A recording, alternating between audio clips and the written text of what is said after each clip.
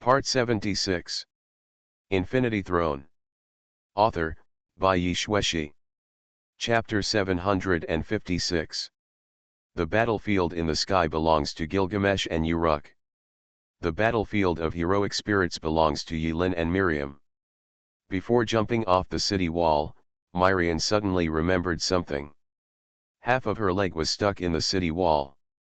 She turned around and asked, "By the way, Rin, I still want to know, what is the main mission?" Yilin took a deep look at Miriam. He was silent for a few seconds. In the end, he just said, "The ancients said that the ship will naturally straighten when it reaches the bridge. Let's find a way to deal with the black hero first, there will always be a way." Miriam tilted her head, nodded, and jumped off the city wall more than 10 meters high. Actually, Miriam felt something was wrong. According to her understanding of Yilin, he rarely said such uncertain words. But now that the war is tense, Miriam doesn't think too much. The task has been arranged. Miriam felt that it would be more appropriate to listen to the cook's arrangements. Yilin's plan doesn't sound too wrong. Catch a pair first and challenge them one-on-one, while the others are responsible for beating them up. Defeat them one by one, surround them one by one, and those who finally survive join Gilgamesh in a full-scale counterattack. Yilin finished speaking. Including Miriam and Yilin, 7 heroic spirits, a total of 9 people, jumped off the city wall. From a distance, Yilin saw the pink-haired girl playing with her mobile phone, smiling brightly at them and waving her hand. This is a provocation. Adeng stared at his beard and became angry. Come on. Team fight. Yilin summoned 7 heroic spirits, using all the remaining magic power in the Holy Grail.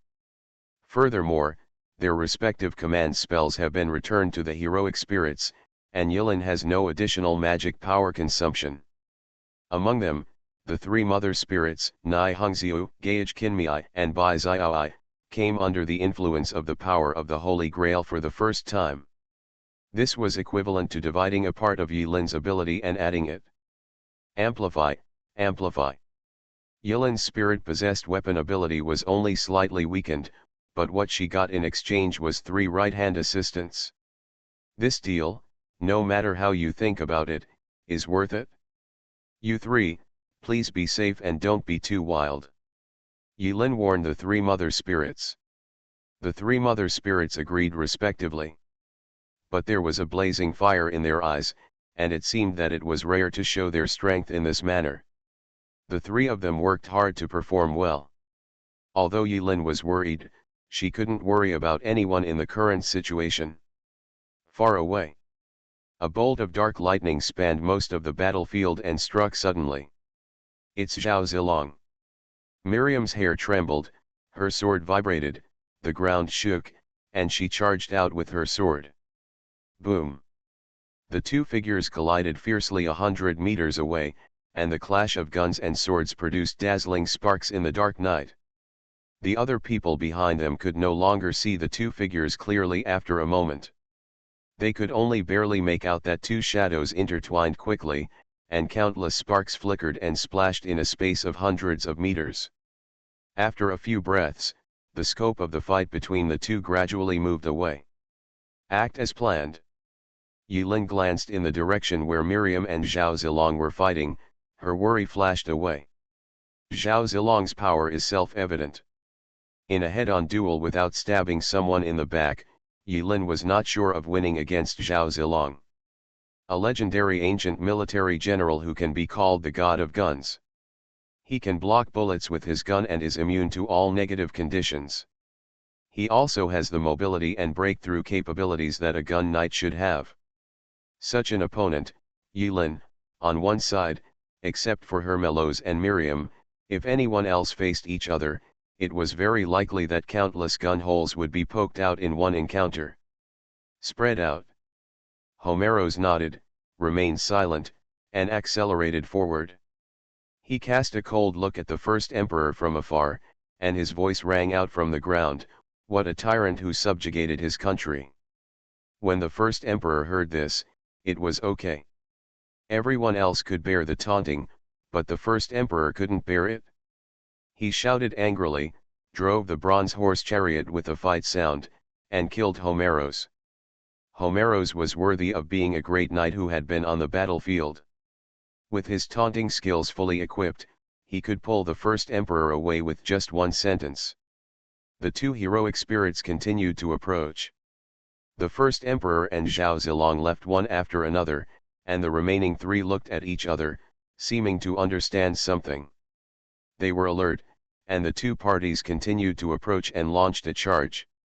The Supreme Mage and Yilin's movements, postures, and expressions were printed out like a template. They pulled each other's hanging rings and took off on the spot. Gayajiamaimi sat on the heroic soul seat of Berserker. She has a sweet personality and becomes a Berserker. Do not know why. However, the Berserker class and physical fitness have been comprehensively strengthened. As soon as Gayajiamime's small leather shoe stepped on the ground, the earth's crust shook, and a spider web-like crack appeared under Gayajiamime's feet. Xiaomei jumped up high, and in mid-air, Xiaomei smiled brightly, took out a bloody chainsaw from the mysterious area under her skirt, and turned on the switch and turned it wildly. Gayajiamaime raised her middle finger to my wife Yuno, who was holding an axe and smiling, "Tisk, if you are ugly, talk less. Don't stare. I am talking about you." Oh. The smile on my wife Yuno's face became even brighter, to the extreme it was a pervert. With this sick smile, she was holding a fire axe and was pulled to another direction by Gayajiamaime. Another black heroic spirit was taken away. The plan goes through. They seem to want to separate us.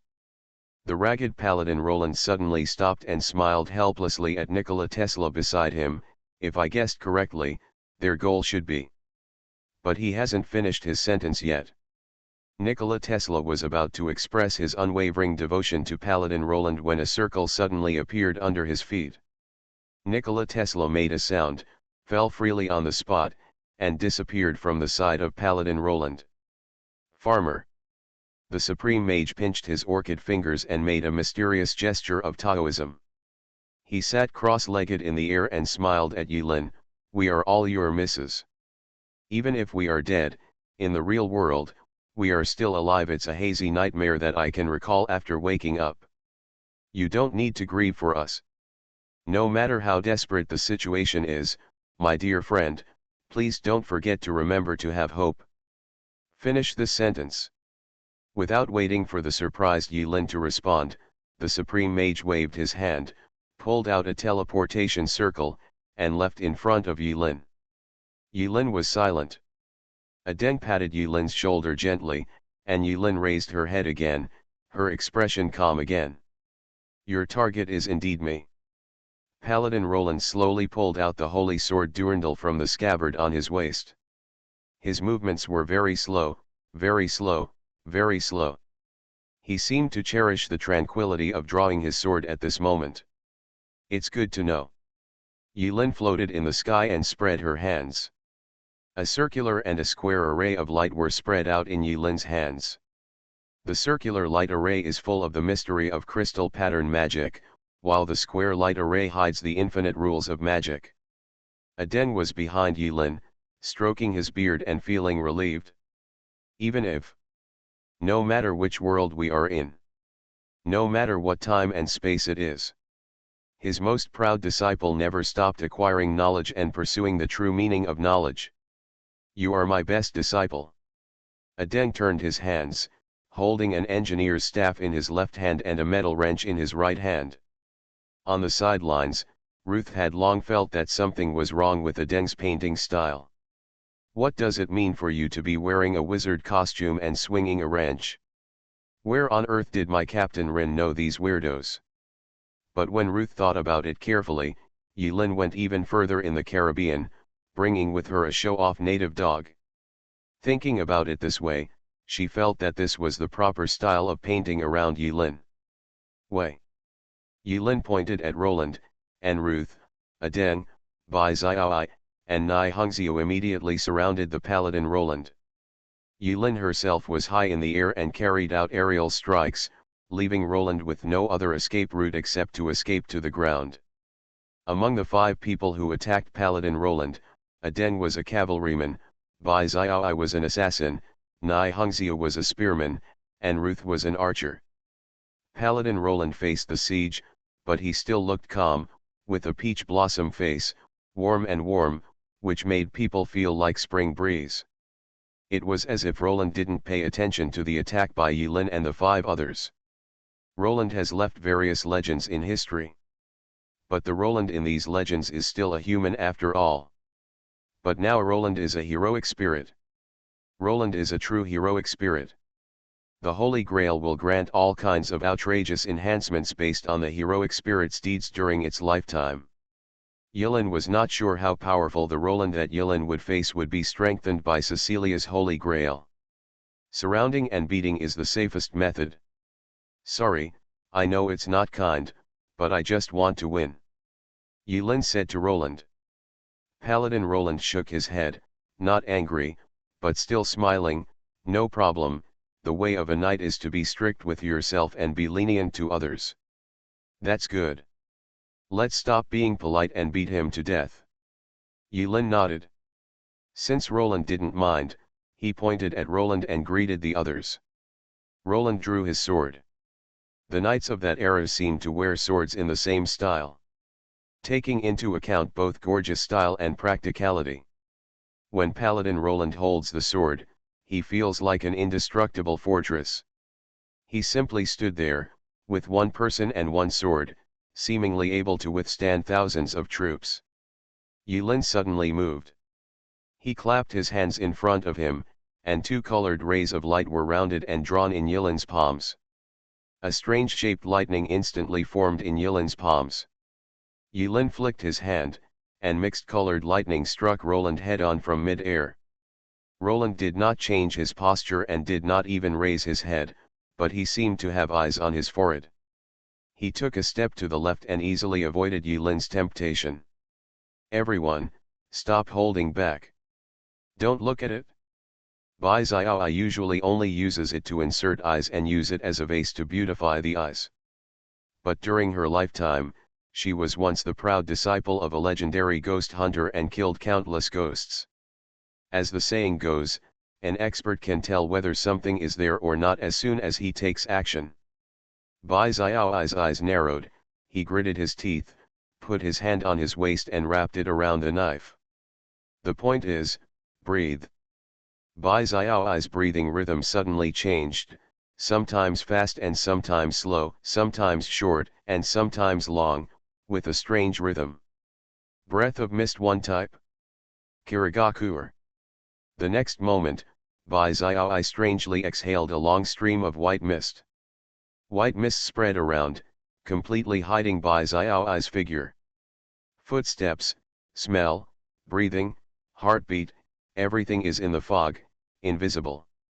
Only then did Yulin realize that Bai Xiaoi was not a flower vase. She got the ghost hunter passed down by Nai Xiaochen.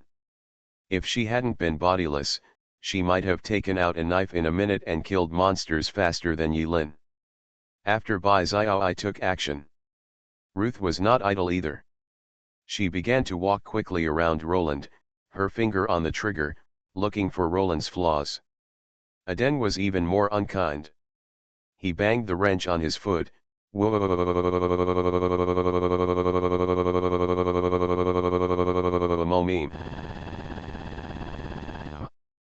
Aden sat on the mount, grasped the joystick with both hands, and began to control it skillfully. The car is coming. Yulin saw that the siege must be complete, so he waved his hand to summon out the Night Dyer who had stabbed Zhao Zilong not long ago. Night Dyer turned over and shook, transforming into a ferocious black Cybertronian biker, with spikes all over his body shimmering. Aiden drove the car like a proud driver. His hand speed exploded, and the steampunk mecha spewed out thick steam from behind. Using this as a driving force, the entire mecha glided on the ground, competing with the Cybertron motorcycle. The people, one tall and one short, one fat and the other thin, were like two dragons emerging from the water. They raised their fists and launched a fierce attack on Roland at the same time. It turns out, it turns out, it turns out, Aden is really a cavalryman. Nai's red sleeves fluttered and she stood up, barefoot and red-clad, with long silver hair. She had never spoken much, not to mention that now that she had a body again, countless silver hairs spiraled behind her, forming sharp spears, and launched a carpet bombing at Roland. Roland first swung his long sword to deflect Aiden's iron fist, and then moved the screaming Cybertronian to one side. Immediately afterwards, Nai Hongzio's shooting made Roland keep retreating. Coupled with the fact that Yulin was constantly bombarding him with little spells in mid-air that looked harmless but were actually terrifyingly powerful, Roland seemed to be in danger amidst the beatings of several people. When Roland was dealing with the offensive of several people, he had been hiding in the dark with mist hidden. Bai Xiaoai, who had become almost completely invisible with the help of the heroic spirit class skill Aura Concealment, suddenly appeared from the fog. When Roland was struggling to deal with it, he launched a long-planned combo. Breath of Mist 2 types, Seeing Flowers in the Mist. Breath of Mist, SI type, Smoke. Breath of Mist Shape of Qi Yun Huan Mist Hair. Breath of Mist 3 type Sword from the Sky, falling into the clouds and into the mist. Bai Xiaoai's figure was looming. But her sword skills are sometimes light and sometimes sharp, giving people an unpredictable feeling. Her combos are very skillful. In the end, Bai Xiaoai turned into countless shadows. Thousands of shadows fired their swords at the same time. Thousands of swords merged into one, and they flashed in front of Roland at the same moment, ending this smooth combo with a finishing move. The breath of mist, the shape of picking up flower palace, snow leaves, flower dance. Roland, who was already in rags, was covered in blood and suffered countless wounds due to the restraints of Adeng and others and Bai Xiaoai's outburst. Boom! Bai Xiaoai struck down a set of combos, and Roland flew far away. Died. Bai Xiaoai didn't dare to be careless. He used Kogakure to adjust his breathing and prepare the next set of combos. Roland stood up. Sure enough, this state is still a bit difficult. Roland suffered a lot of injuries, but the smile on his face did not diminish. When Roland said these words, everyone present thought that Roland was preparing to launch some big move. Everyone held their breath and concentrated. Yulin started to brew. But in the next second, Roland did something that shocked everyone. Hiss.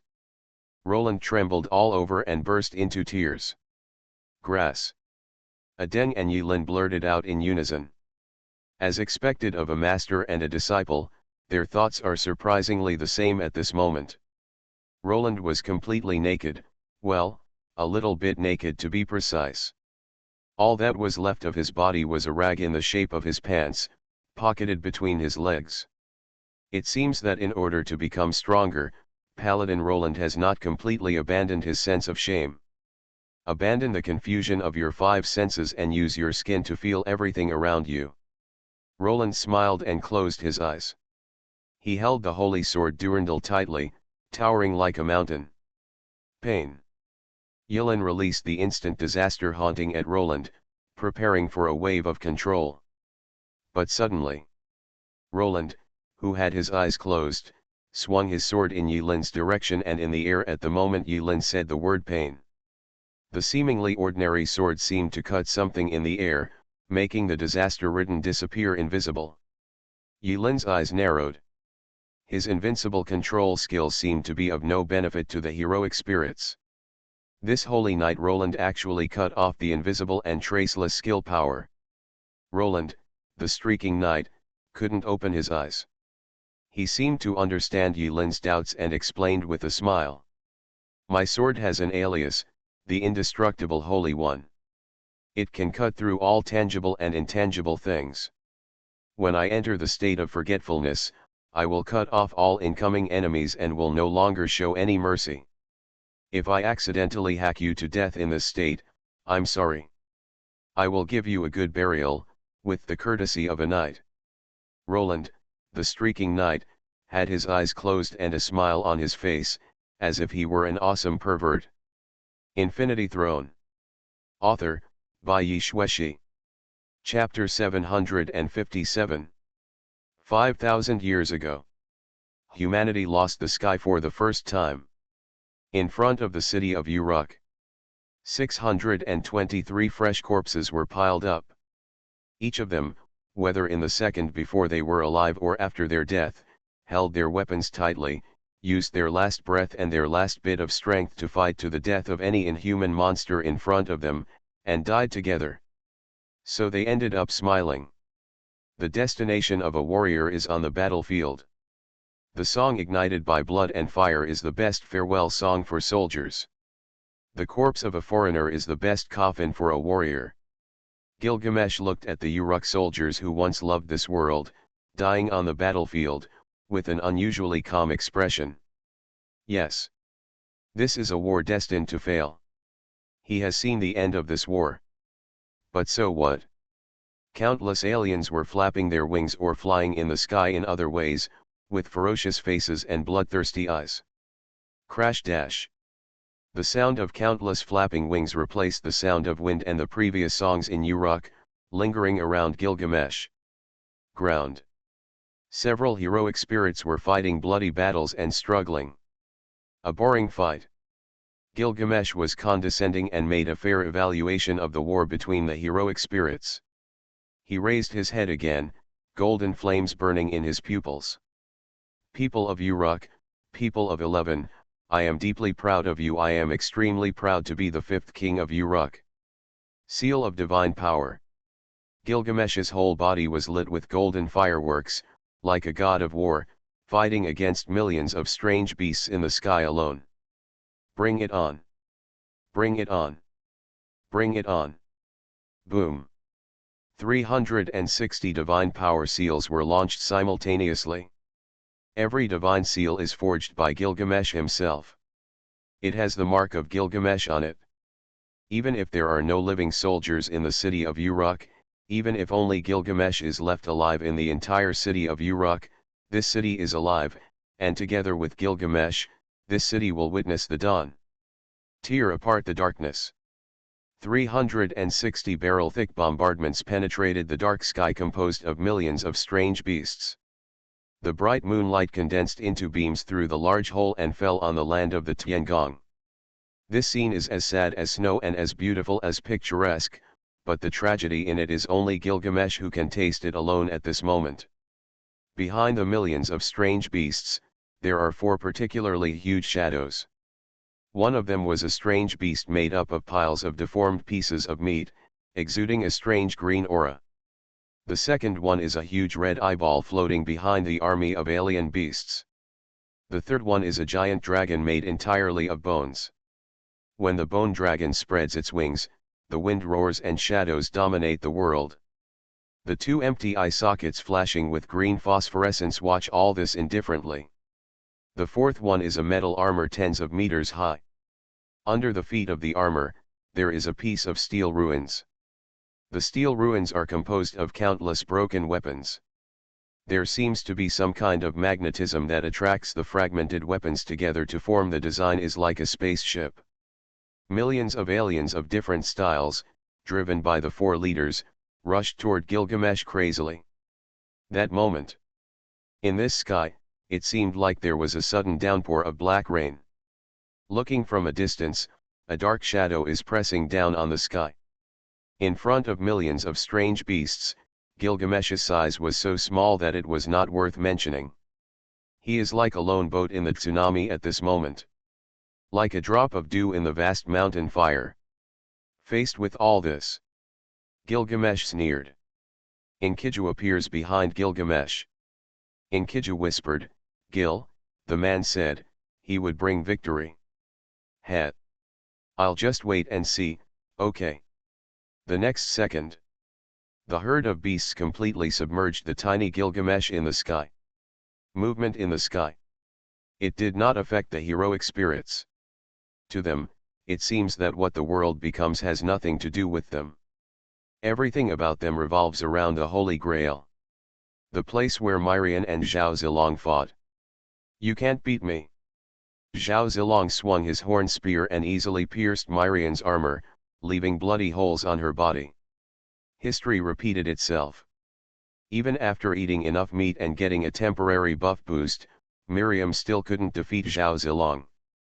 In front of Miriam, Zhao Zilong was like a sea with no bottom. Whenever Miriam felt that she could get a little closer to Zhao Zilong, the opponent's almost perfect spear skills left Miriam at her wit's end. Really? Miriam didn't know when she learned Yi Lin's mantra that was not very popular. She stood up unsteadily in the pool of blood, holding the sword in both hands, facing death with no fear on her face. You can do it for me. The only thing that brings victory is that sword. Is it that move again? The expression on Zhao Zilong's face was relaxed and comfortable. Although he was already very serious, Miriam's unfamiliar and rough swordsmanship skills made it really difficult for Zhao Zilong to be serious. That move was indeed powerful, but Zhao Zilong already knew how to deal with it. No one can defeat Zhao Zilong with the same move. Nobody. Your swordsmanship is just like unpolished jade. It is unpolished, open and closed, and lacks a bit of agility in its extreme strength. It is quite a pity, Zhao Zilong commented calmly. Among the swordsmanship masters Zhao knows, let alone that Ziliang Jin Ma Chao, your swordsmanship is slightly inferior to that of Zhao's former master. Zhao Zilong shook his head. Aside from your brute strength, you are not worthy of the name saber. As he spoke, there was a bit of regret in Zhao Zilong's eyes. The Holy Grail is really a wonderful artifact. It would be a great blessing in life if I could have a killing duel with my former opponents on the battlefield again. At the same time, this is also Zhao's regret and wishes. Real heroic spirits are often summoned by the heroic spirit seed with some kind of regret. A heroic spirit that seems to have no regrets is not worthy of being a true heroic spirit. What Zhao Zilong meant was, you don't deserve it. But he is polite, has high emotional intelligence, and speaks more tactfully. Miriam took a deep breath and began to gather her magic power. The magic power around her quickly gathered towards Myrian. Miriam's eyes were focused. Zhao Zilong's eyes narrowed, the tip of his gun pointed to the ground, and he finally became serious, determination to fight to the death? Interesting. The sword in the lake lit up with golden light, like a bright golden firework. The light was brighter than ever before, making Miriam like the brightest star in the dark night. Myrian raised her sword high. Zhao Zilong had his first experience. This second time, Zhao Zilong stared at the front of the sword in the lake. He already knew the secret of that sword. That sword curry stick, the shot fired, only the front part has an outrageous damage judgment. The tail at the back is just a bluffing special effect and can be ignored. As long as the tip of the spear is concentrated at one point, the sword can deviate from its original trajectory. He couldn't block, but he could parry. Miriam finished charging up her strength and struck down hard with her raised sword. Excalibur. The sword of promised victory. The golden light traveled across the battlefield, tearing apart the space, and headed straight for Zhao Zilong. Zhao Zilong took strange steps under his feet, aimed his Yajiao gun at the point where the light was most concentrated, and shook it hard. Ding! The curry stick was blown open. 1. Zhao Zilong used the same moves to defeat the opponent, and found no surprise. His right hand, extending from his wrist to his shoulder, was so numb that he lost consciousness. But it doesn't matter. We'll be able to recover quickly. A noble phantasm of this level cannot be released a second time in a short period of time. Zhao Zilong just blocked the curry stick. At that moment, his attention was focused on that point, and he was momentarily negligent to the surrounding situation. Normally, this oversight does not have much impact. But when Zhao Zilong's vision recovered from the bright light, in less than half a second, Miriam's figure appeared in front of him a few meters away. She took advantage of the moment when Zhao Zilong concentrated on blocking the sword of victory after swinging the sword, hiding behind the light of the curry stick, and deceived himself to come to Zhao Zilong. Myrian's sword once again condensed the golden light that Zhao Zilong was familiar with. This time, Myrian didn't pose or call out the name of the move, she just released the second move silently. The second move, Sword of Vow to Victory. The golden light penetrated Zhao Zilong's chest. Zhao Zilong felt the pain in his chest. After the severe pain, his limbs seemed to be floating and weightless. Ah! Zhao Zilong sighed, flicked his Yajiao gun, and stuck it at his feet. I lost, whether it was a battle of generals or a battle of warriors. Zhao Zilong looked at Miriam, who was pale and panting, and asked curiously, "Who taught you this move?" Myrian supported her body with her sword, trying not to fall down. In fact, it is not impossible to release the noble phantasm continuously. If we talk about the first sword, it uses the magic power stored in the body and the free magic power particles in the Age of Gods. Then Myrian's second sword overdraws her own life force. This is the real decisive blow. Either you die or I die. There is no third possibility. He taught me. Myrian recalled Yi Lin's words and said honestly. What's that move for? Curry stick, it's very powerful, but every time you enlarge the move, you have to pose for a while and shout the name of the move. You're old, can you stop being like that? You're in the second grade? Can't you sneak up and use your moves to catch the opponent off guard and make him die with his eyes closed? It's a shame that you are facing Zhao Zilong, who is more of a martial artist. If it were me, what would you do if you shouted the words curry stick? Before I come out, I will kill you instantly. You are shameless. The knights are facing each other in a fight to the death, how can they be surprised? But you are now the heroic spirit saber. Yilin patted Miriam on the shoulder with a deep voice. Miriam's pink face suddenly turned frighteningly dark. Zhao Zilong's body gradually turned into sporadic lights and was dissipating. Miriam held her sword in silence for a moment. I'm sorry. Zhao Zilong's back stood upright, like a sculpture, motionless. He looked at Myrian with a smile. Put your chest up and enjoy the joy of victory, young Night King. This is your rightful victory. In addition, Zhao takes back what he just said. Miriam looked slightly startled, looking at Zhao Zilong whose lower body had disappeared, waiting for Zhao Zilong's farewell words. You are worthy of the name Saber, young swordsman. Knight is a kind of character, but it is also a kind of bondage. But in that moment, Miriam risked her own life, took off the burden of the knight, and fought Zhao Zilong as only Saber.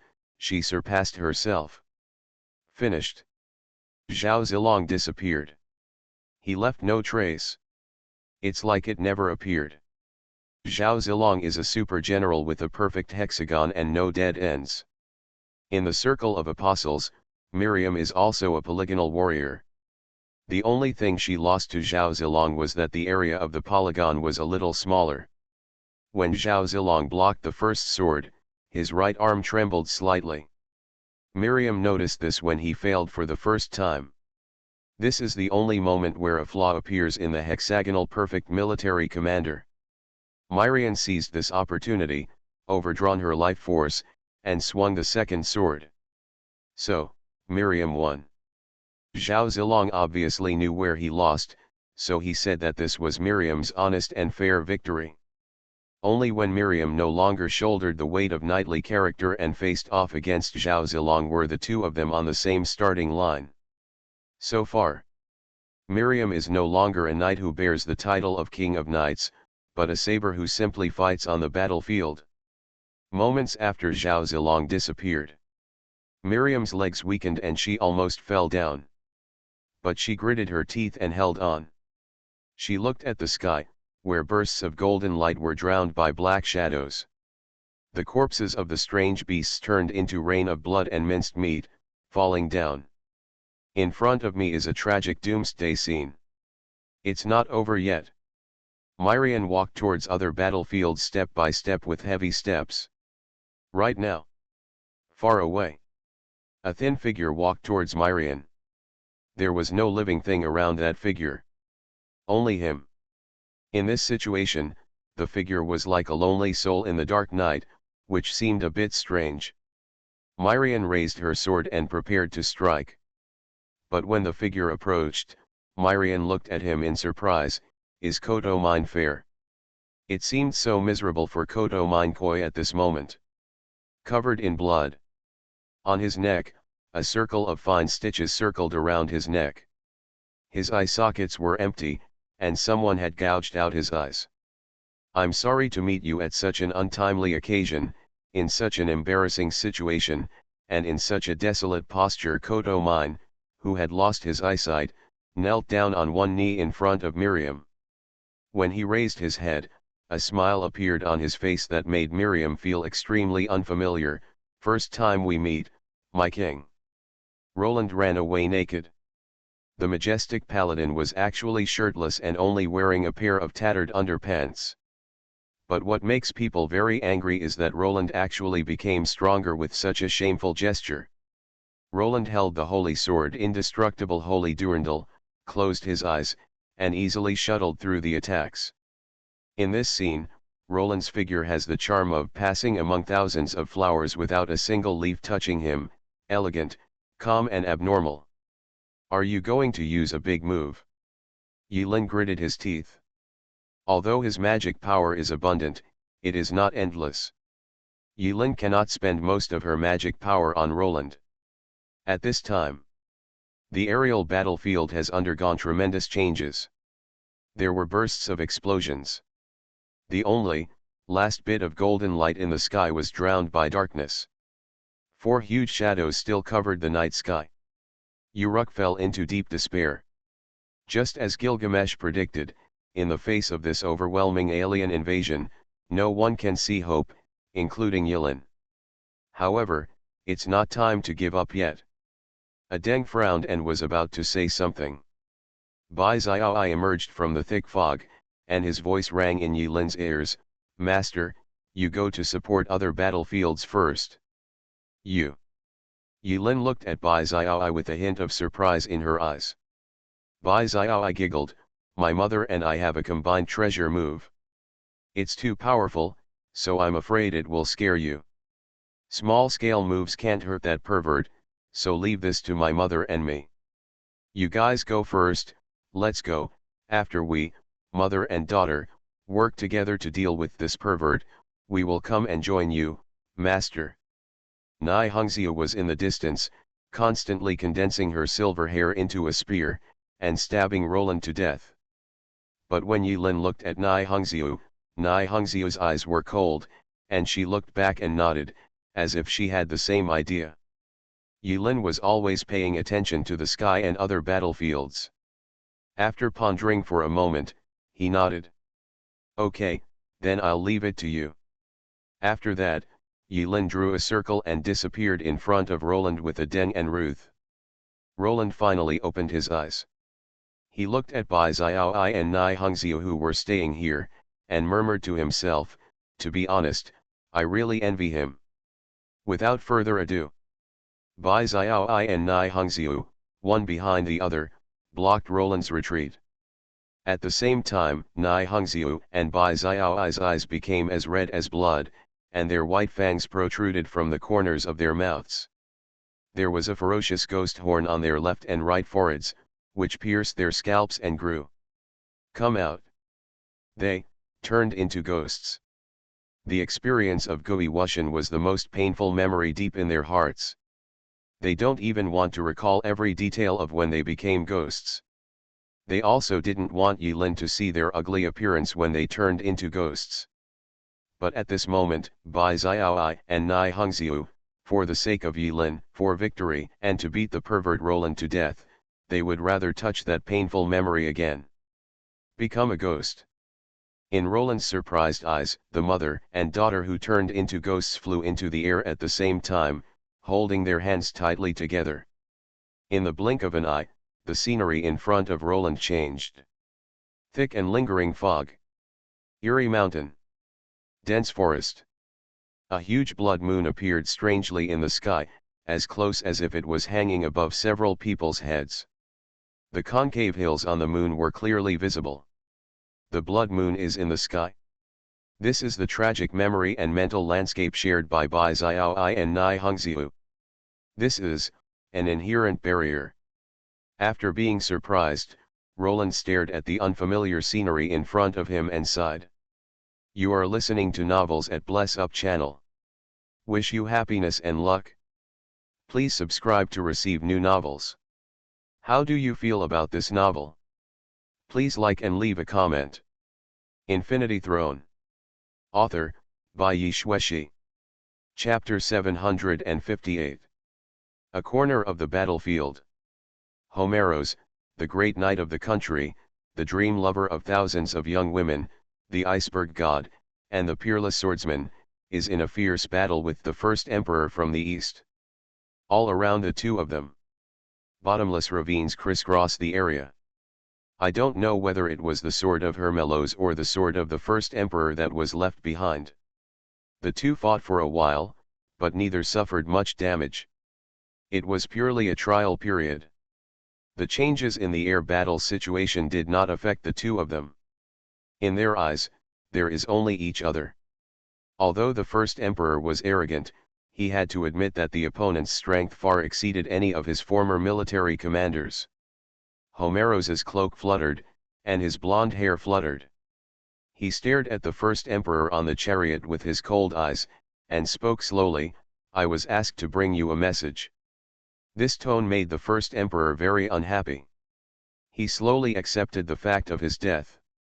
The knowledge that the heroic soul seed instilled into them at the beginning also made it clear that they had regrets after death, so they remained in the Holy Grail and were summoned into the present world.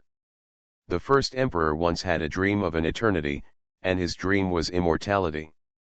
But he died. This made him angry. At this time, after Homeros spoke, the first emperor was still sitting on the bronze chariot, silent, listening to what the other party said. He said that your great Qin has perished long ago. The first emperor heard this. Eyes widened. After a while, the first emperor became angry. Furious. The emperor was so angry that he laid down millions of corpses. He knew that the Qin dynasty was dead. But if you say it to your face like this, isn't it a slap in the face? Can anyone hit the first emperor in the face? The angry first emperor opened the noble phantasm without saying a word. He felt that no matter what he said now, it would be better to kill directly. So what if the Qin dynasty is destroyed? I have unified the 6 countries and my great achievements are enough to be praised for thousands of years. With the anger of the first emperor, the ground was shaking violently. A series of cracks spread crazily from under the bronze carriage to the surrounding areas. The cracked stones floated into small floating islands around the first emperor. Fierce winds blew up, lifting up pieces of inconspicuous gravel and smashing them towards Homelos. However, Hermelos's expression did not change, and he still maintained his proud posture, with pieces of gravel still hitting his armor. A blink of an eye. The scenery before me changed. It's no longer a plain filled with corpses. In front of Homelos, majestic and continuous mountains appeared, and a grey city wall, like a giant dragon, followed the path of the mountains and lurked on the top of the mountains. Genkuajiangshan. Grade A+. Type Anti-National Treasure. Valid range 199.99. Maximum capture X. It's an inherent barrier. A noble phantasm that forms an inherent barrier. Anti-national treasure. Guard the country. The scenery in the mind of the first emperor was that of the great Qin dynasty, an infinite country. This inherent boundary is a vast area with almost invisible borders. There was a slight fluctuation in Homeros's cold eyes. He raised his head and looked into the distance. Among the continuous mountains, the highest peak ignited black smoke. The smoke of the wolf curled up, and the first emperor's bronze horse chariot stopped at the most conspicuous and highest peak tower. His angry gaze was tangible, shooting towards Homeros at the bottom of the mountain. What a terrible obsession! He is truly worthy of being an emperor who once had a reputation throughout the ages. The chivalry that Homeros upholds is a little different from the chivalry that Miriam upholds. He believes that chivalry is just a code of conduct, and a code of conduct is something that can be changed. Chivalry is not his spiritual belief. His faith is the sword. Only one sword can move mountains, kill enemies, and conquer a country. Regarding the matter of how to anger the first emperor with one sentence, it was indeed taught by Yulin. But Homeros strongly agreed with this tactic. Moreover, he didn't lie either. Great Qin is dead. Isn't this very honest? The chivalry of their twin lion kingdom does not stipulate that before a battle, you cannot say anything rude and affect the opponent's state. Homeros looked at the first emperor, who stood very tall and conspicuous, like a target, and knew in his heart that his honesty had worked. So Homeros picked up his sword and walked towards the Great Wall. A volley of thousands of arrows. The first emperor gave an order, and a mighty rain of arrows covered the sky and sun and spread down the mountain. This level of AoE attack no longer requires aiming. This is an anti-national noble phantasm, a noble phantasm that is on a higher level than the anti-army noble phantasm in terms of attack range. This is a noble phantasm that can be used against a country. Now, under the wrath of Homelos, the first emperor launched the Genkuo Zhongshan, dragged Homelos into the inherent barrier, and prepared to use the super sea of human arrows to make Homelos die miserably. Homeros charges forward. The heavy armor did not slow down Homeros. Alone, he ascends the hill. Before the rain of arrows struck, Homeros remained silent, his armor vibrated, and his noble phantasm activated. Knights of the Two Lions. Level B. Type Anti-Army Noble Phantasm. Valid range 199. Maximum capture 999 people. As Homeros activated his noble phantasm, one after another, the knights wearing the armor of the Knights of the Kingdom of Two Lions appeared in front of Homeros with a flash of light. The body of every knight is translucent and not solid. The eyes of their visors were burning with blue flames. In the blink of an eye, Homeros summoned his elite knights, thousands of them. Shake people. In this day and age, who doesn't know how to shake people up? Charge.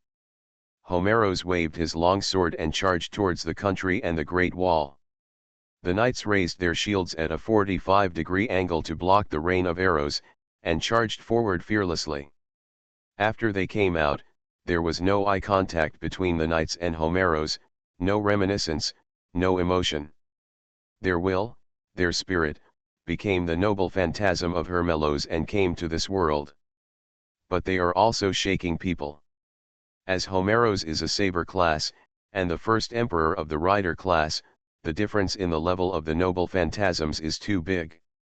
The first emperor's Guo Zhongshan and Great Qin's immortal army, with the blessing of the rider class, are both noble phantasms with a grade of A or above. The Knights of the Two Lions of Homeros is only a B-level noble phantasm. A wave of arrows swept down, and among the 1,000 Knights of the Two Lions, a group of people fell down like wheat being harvested, turning into light and disappearing. In the rain of arrows, Homeros swung his sword at high speed to block the rain of arrows, but did not slow down, nor did he care about the death of the knights, and charged straight towards the first emperor. Rush. Charge. Charge. Can't stop. 1,000 people. 800 people. 700 people. 500 people. 300 people. The number of Knights of the Two Lions is decreasing rapidly at a speed visible to the naked eye. The shields shattered into pieces under the attack of arrows from the anti-military noble phantasm. The strong armors of the knights were pierced by the rain of arrows, and they were instantly pierced into hedgehogs. It's not just the knights, the arrow rain is too dense. The number of the opponent's noble phantasms is enough to fight against a country. Homeros, with one person, cannot completely block the arrow rain in the sky. When he reached the foot of the towering Great Wall in the mountains, his body was already covered with long swords and stained with blood. At this time, the first emperor, who was resentful at first, now had much less anger in his eyes. Although he didn't say it, there was a trace of admiration in his heart for Homelos, who was so brave and could still charge bravely in the face of an invincible army without fear of death. However, given the identity and status of the first emperor, as well as his strong character, he could never mess up his position before the battle because of the opponent's bravery. This will undoubtedly damage our own morale. But the admiration in his heart made the first emperor take a deep breath, sit on the chariot, and wave his long sleeves. At this moment, the power of the emperor was undoubtedly revealed. A general from another time and space, I appreciate your bravery. In this way, I will grant you death with the most powerful treasure. Finally, an entire order of knights was sacrificed. Homeros came to the Great Wall. Above, the first emperor raised his hands. 7 colors of light surged in the sky. The phantoms of magnificent palaces appeared from the clouds in the 7-color light. Homeros raised his head, with a hint of surprise in his eyes. The number of the first emperor's treasures and their high levels are beyond imagination. Kinkaioshirji. Grade A++. Type Anti-People Noble Phantasm. Valid range 199.99. Biggest catch. A palace appears majestically in the inherent barrier. Above the palace, light flickered, and the rays of light condensed into beams and shot down, easily penetrating Homelos' armor. Laugh. Although Homeros was trying his best to dodge, the light emitted from under the palace was too dense. Even if he was a sword master, he could not survive the carpet-bombing AoE attack unharmed. Anyone who touches my country will be killed without mercy. The voice of the first emperor rang out from the sky, as powerful as the power of heaven. Space is distorting.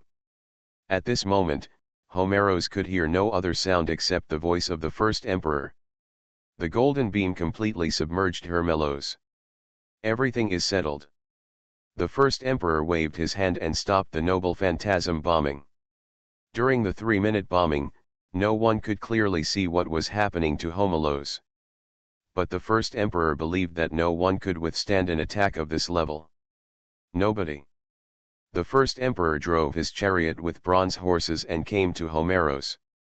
The light dissipated, and when the first emperor saw the miserable state of Homelos clearly, his face became solemn, and he secretly exclaimed, "What a good guy." I saw that after being bombed by the Kinkaioshirji, Homeros' whole body was in tatters, like an abandoned tablecloth. The entire left side of his body was blasted away and was a bloody mess. Only one leg remains of the lower body. This single leg supported Homelos and prevented him from falling. The most horrifying thing was that a piece of Homeros' head was shaved off, and red and white stuff flowed down his faceplate. Around Homeros, the ground was full of pits, as if it had been visited by bombers. As far as the eye could see, there was no intact ground within a radius of 10 miles.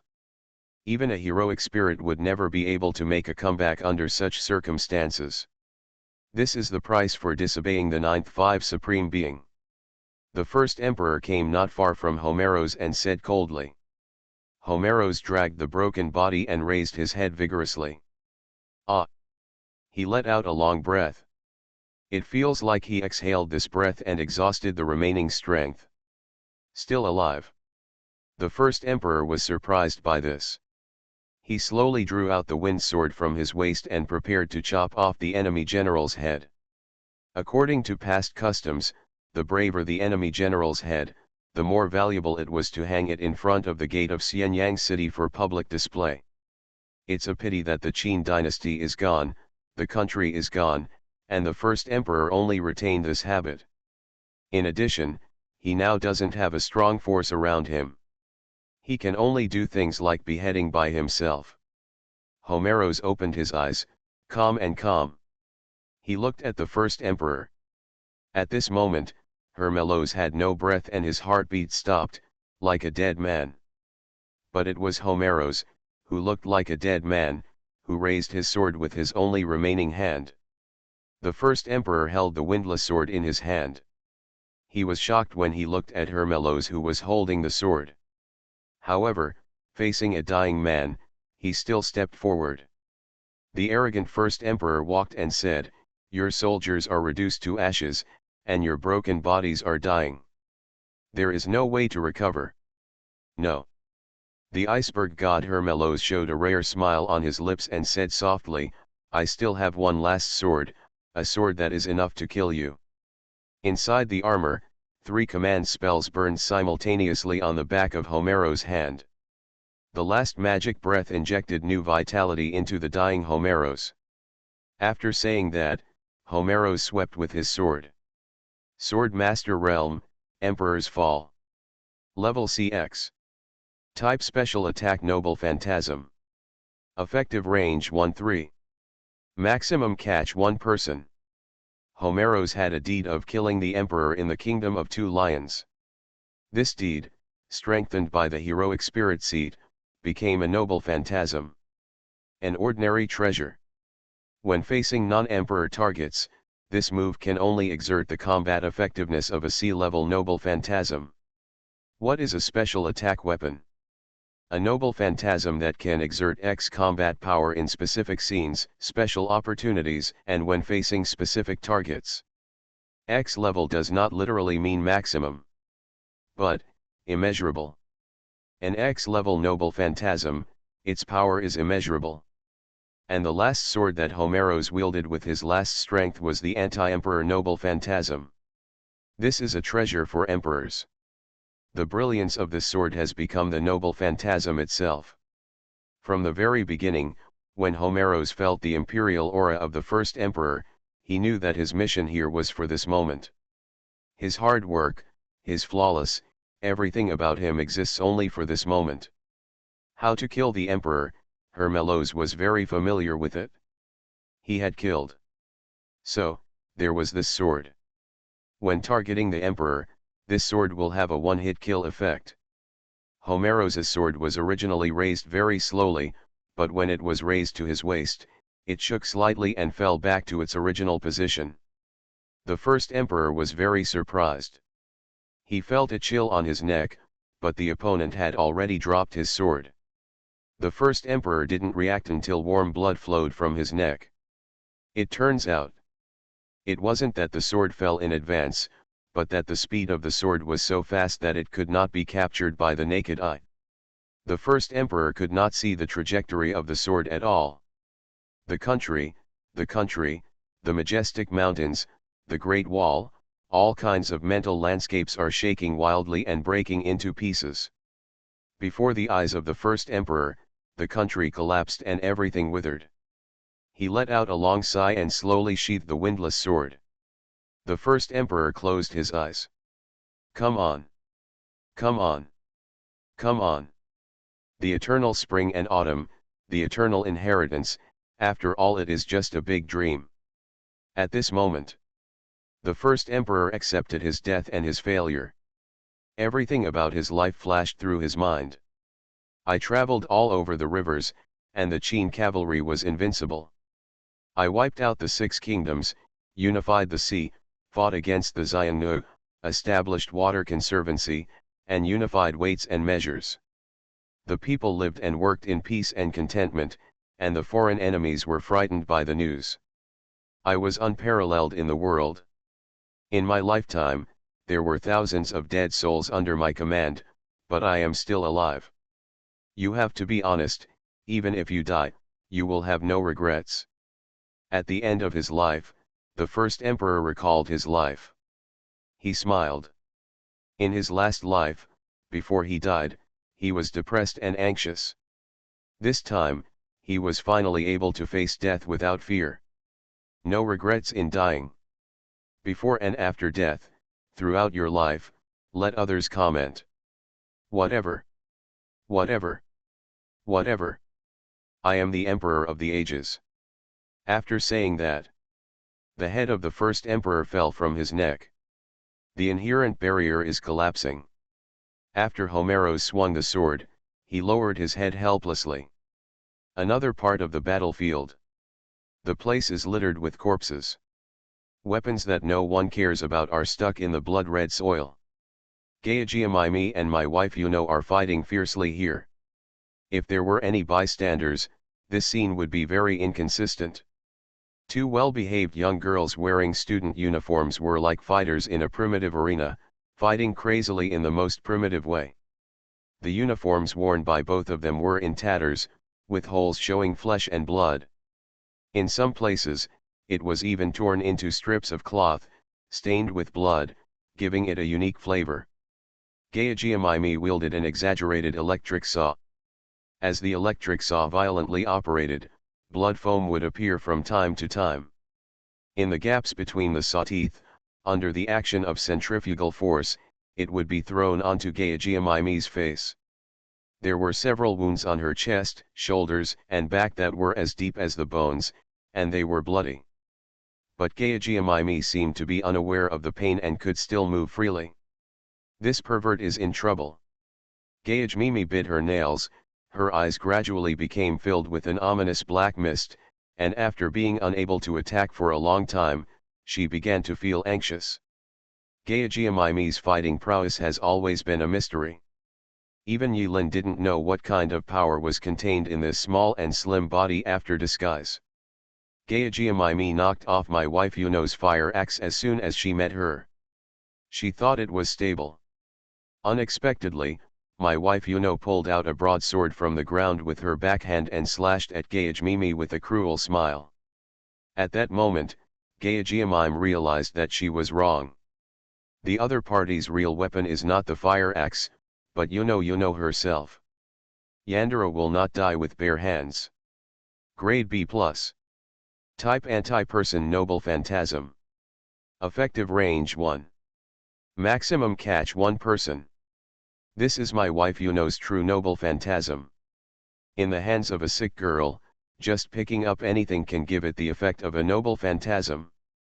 Let alone a weapon. Even a ruler, a nail clipper, a stool, or even a wire ring in a bra cup can become a murder weapon in the hands of my wife Yuno. She is a real Yandere. Infinity Throne.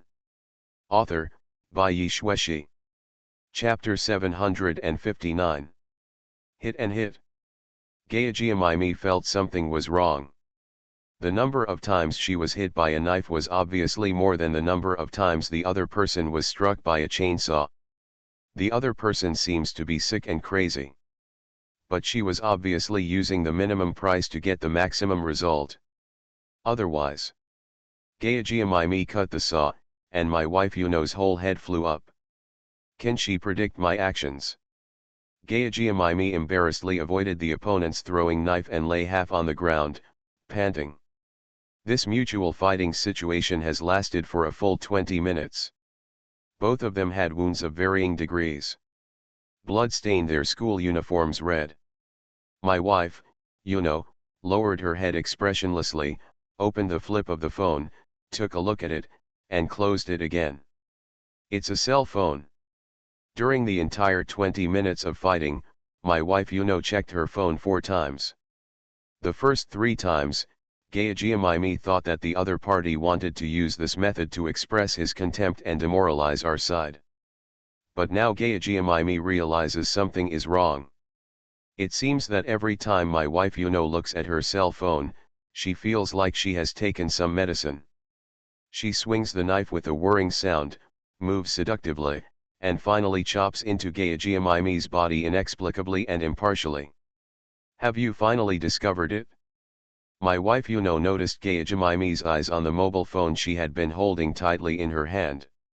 She immediately put the sword on her shoulder and showed off the old clamshell type with Kotoman's eyeball mobile phone string strung on it. The mobile phone flashed in front of Gyajiamimi's eyes. Unfortunately, even if you find out, you can't stop Yuno. This is Ashiki's future diary. Yuno doesn't know why, but when sitting on the heroic soul seat, Ashiki's diary will appear in Yuno's hand, but Yuno knows that this is love, this is Ashwi's love, spanning time and space, and in this way, it is protecting Yuno.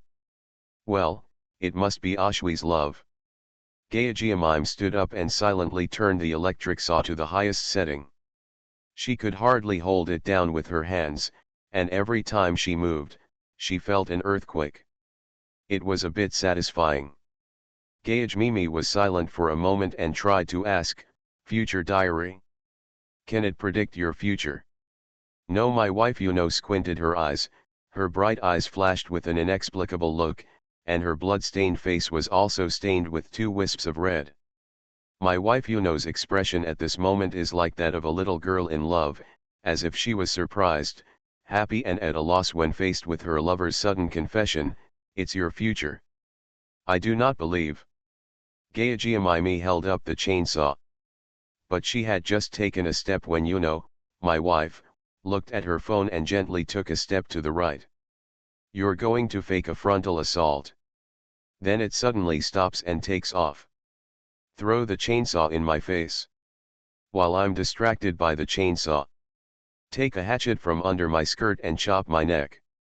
My wife, Yuno, was talking very fast, and in the middle of her words, Gayakomi threw the operating chainsaw at her face. Gayajiam's beautiful movements were frozen in the moment when she took out the bottom of her skirt. Before she even took out her hatchet, Xiaomei heard my wife Yuno's foreknowledge and froze on the spot. It was neither a matter of taking it out nor not, and the atmosphere was very awkward. You hesitated and stopped moving. My wife Yuno shook her phone at Gayajmimi with a proud look on her face. "Look, this is Yuki's love for Yuno. His love has traveled through time and space, and he is protecting Yuno. Even if you know that I am reading, no matter what changes you make in your future, Ashwi's phone will faithfully record every move you make. Axu is really attentive. His future diary is the strongest. Nothing in the world can defeat the union between me and Ashwi. This is the power of love." My wife Yuno said. "I see." Gayajimime smiled instead of being surprised. With her free hands, she grabbed her face hard. Xiaomei lowered her head and scratched her face, which was bloody.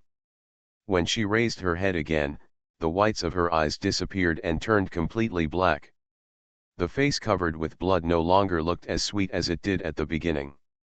Gayajimime put on a ferocious face with a strange smile on her face. "I originally didn't want to use this trick, because I don't want Rinkun to know this side of Xiaomei. However, for the sake of victory and the future of Lord Lin, Xiaomei has no other choice." Following Gayajimime, she walked towards my wife Yuno step by step. Behind her, a darkness gradually emerged. Yes, dark. Not fog, not water, not light, not any matter that can be imagined with the brain. What appears behind the beauty of Gayajiam is a thing so pure that it can only be described with the concept of darkness. That thing cannot be described in words, imagined with thinking, or observed with the naked eye. When my wife Yuno began to realize that there was something appearing behind Gayajmimi, that thing had turned into countless tentacles and crazily invaded in the direction where my wife Yuno was. For a moment, the scene before my wife Yuno's eyes changed. The pale limbs were twisted and twisted, with hands holding feet and feet holding hands, connected together. The tie formed by the pale hands and feet extends to the end of the site. At the end, there are countless eyes that slowly open. Ah! The screams of my wife Yuno were heard. In the same place, Xiaomei seemed to be calmly walking towards my wife Yuno with a dark face. No limbs, no darkness, no blood, everything is an illusion. But when my wife Yuno looked at Xiaomei's scratched face, she knelt on the ground in horror and screamed. "Is it really that scary?" Xiaomei took out a half-meter-long hatchet from the bottom of her skirt as planned, and reluctantly chopped it at my wife Yuno. "This is the reason why Xiaomei doesn't want Rinkun to see the side of me. What should I do if I scare Lord Lin?" Gayajimime chopped my wife Yuno to death alive.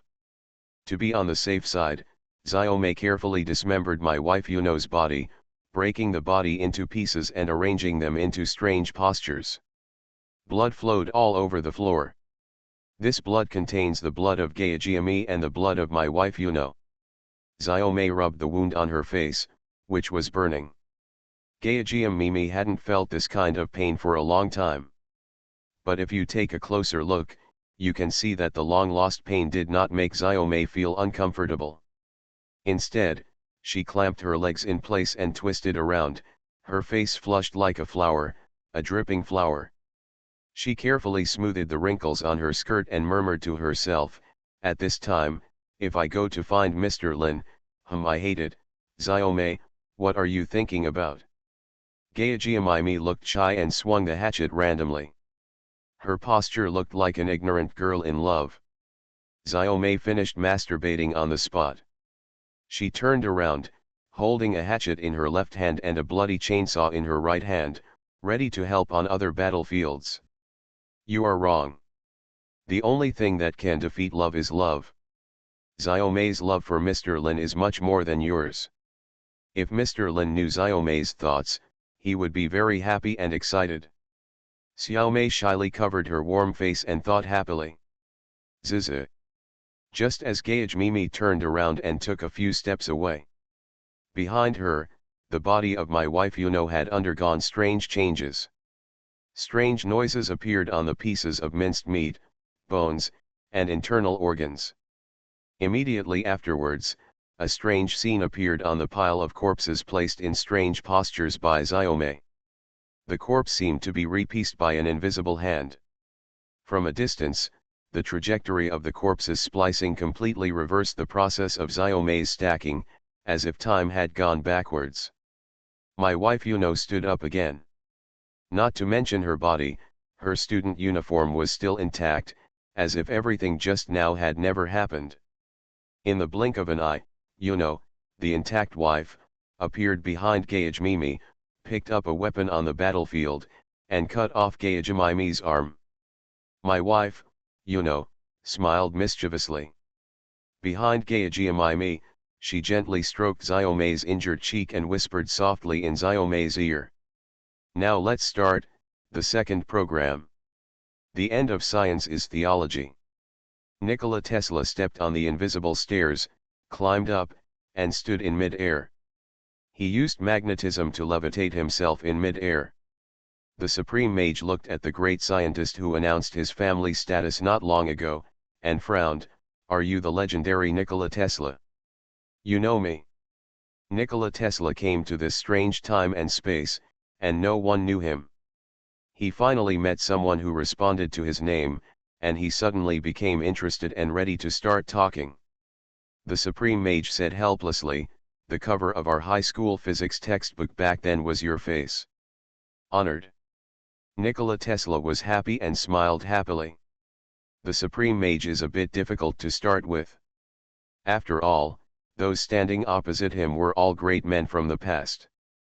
A truly great man. Why are you taking that side? Turn your back on the dark side. Nikola Tesla. The Sorcerer Supreme attempts to draw the opponent to his side. Dear Wizard, Nikola Tesla judged the identity of the other party from his attire. He shook his head. "I think we should be the same kind of people. Do you think light and darkness, justice and evil, have any influence on us? Does it really matter?" The Supreme Mage was silent. "What we are pursuing is only knowledge," Nikola Tesla said in an expectant tone. "The real Holy Grail that is about to be born is a great thing that can subvert the world. I am very lucky to be able to participate in it, and become a part of the Holy Grail. In this way, my life can become eternal, and I can explore it forever." Thunderballs appeared around Nikola Tesla one after another. When the Supreme Mage saw it, he had nothing to say, and the magic circles appeared one by one. Zzz. A harsh electric sound began to emit from Nikola Tesla's side. "Did you know? The humidity of the air here is originally unable to form clouds." Nikola snapped his fingers, and traces of pungent blood mist began to float into the sky from the moist soil. Nikola Tesla continued, "Although the air here is dry, the blood on the ground contains a lot of moisture. I only need to add a trivial variable, voila.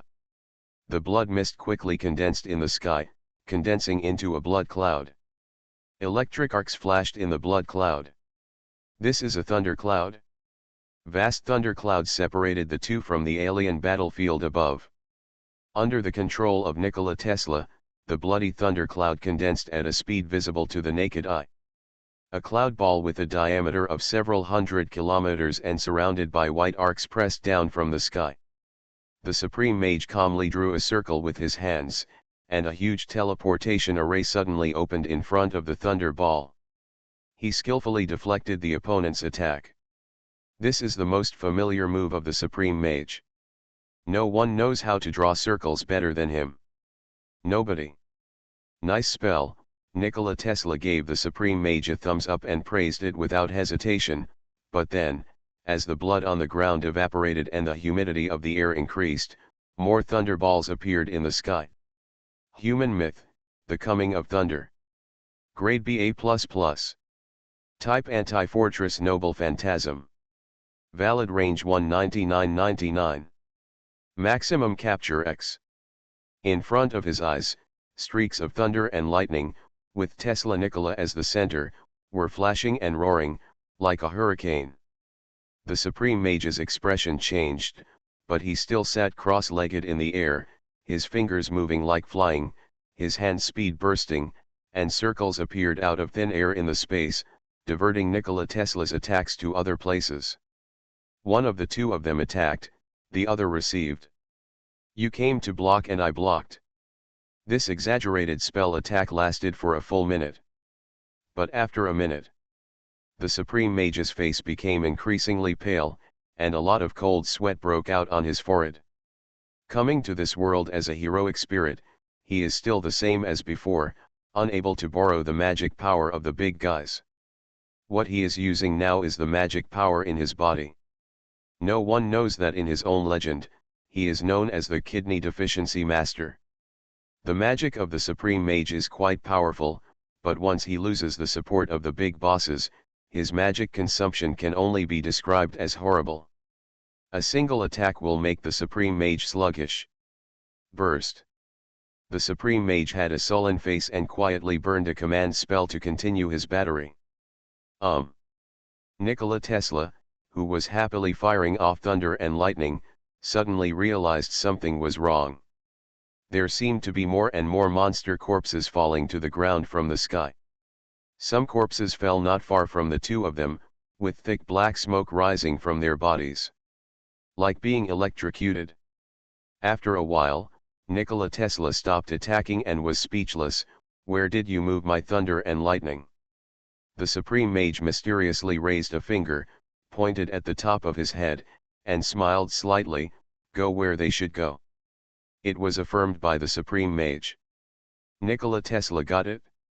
No wonder the wizard in front of him used the trick of diverting thunder and lightning from beginning to end, but he was not seen using other more strange abilities. This kind of back and forth was almost boring for Nikola Tesla.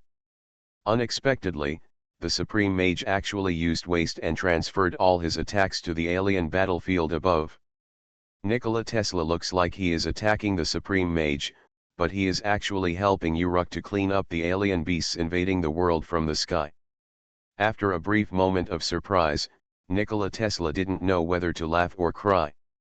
It's so boring to play like this. He sighed softly. I thought it would be very interesting to play against a wizard, but your choice made me feel very bored. No. A gun was pressed against the back of Nikola Tesla's head without any warning. You won't be bored. Boom. A charged bullet with 20 levels of energy was ejected from Yilin's hand. The next second, Nikola Tesla's smiling head exploded in place on his neck. Infinity Throne. Author, by Yi Shueshi. Chapter 760. One shot to the head. This is not surprising. But the surprise came next. After Yilin blew off Nikola Tesla's head with one shot, he looked at the broken neck where there was no trace of blood and electricity was sizzling. His expression was solemn. Without any hesitation, a circle appeared. On hand, Yulin stepped into the circle and left behind Nikola Tesla. Boom! A bolt of lightning struck from the sky and landed where Yulin was a second ago.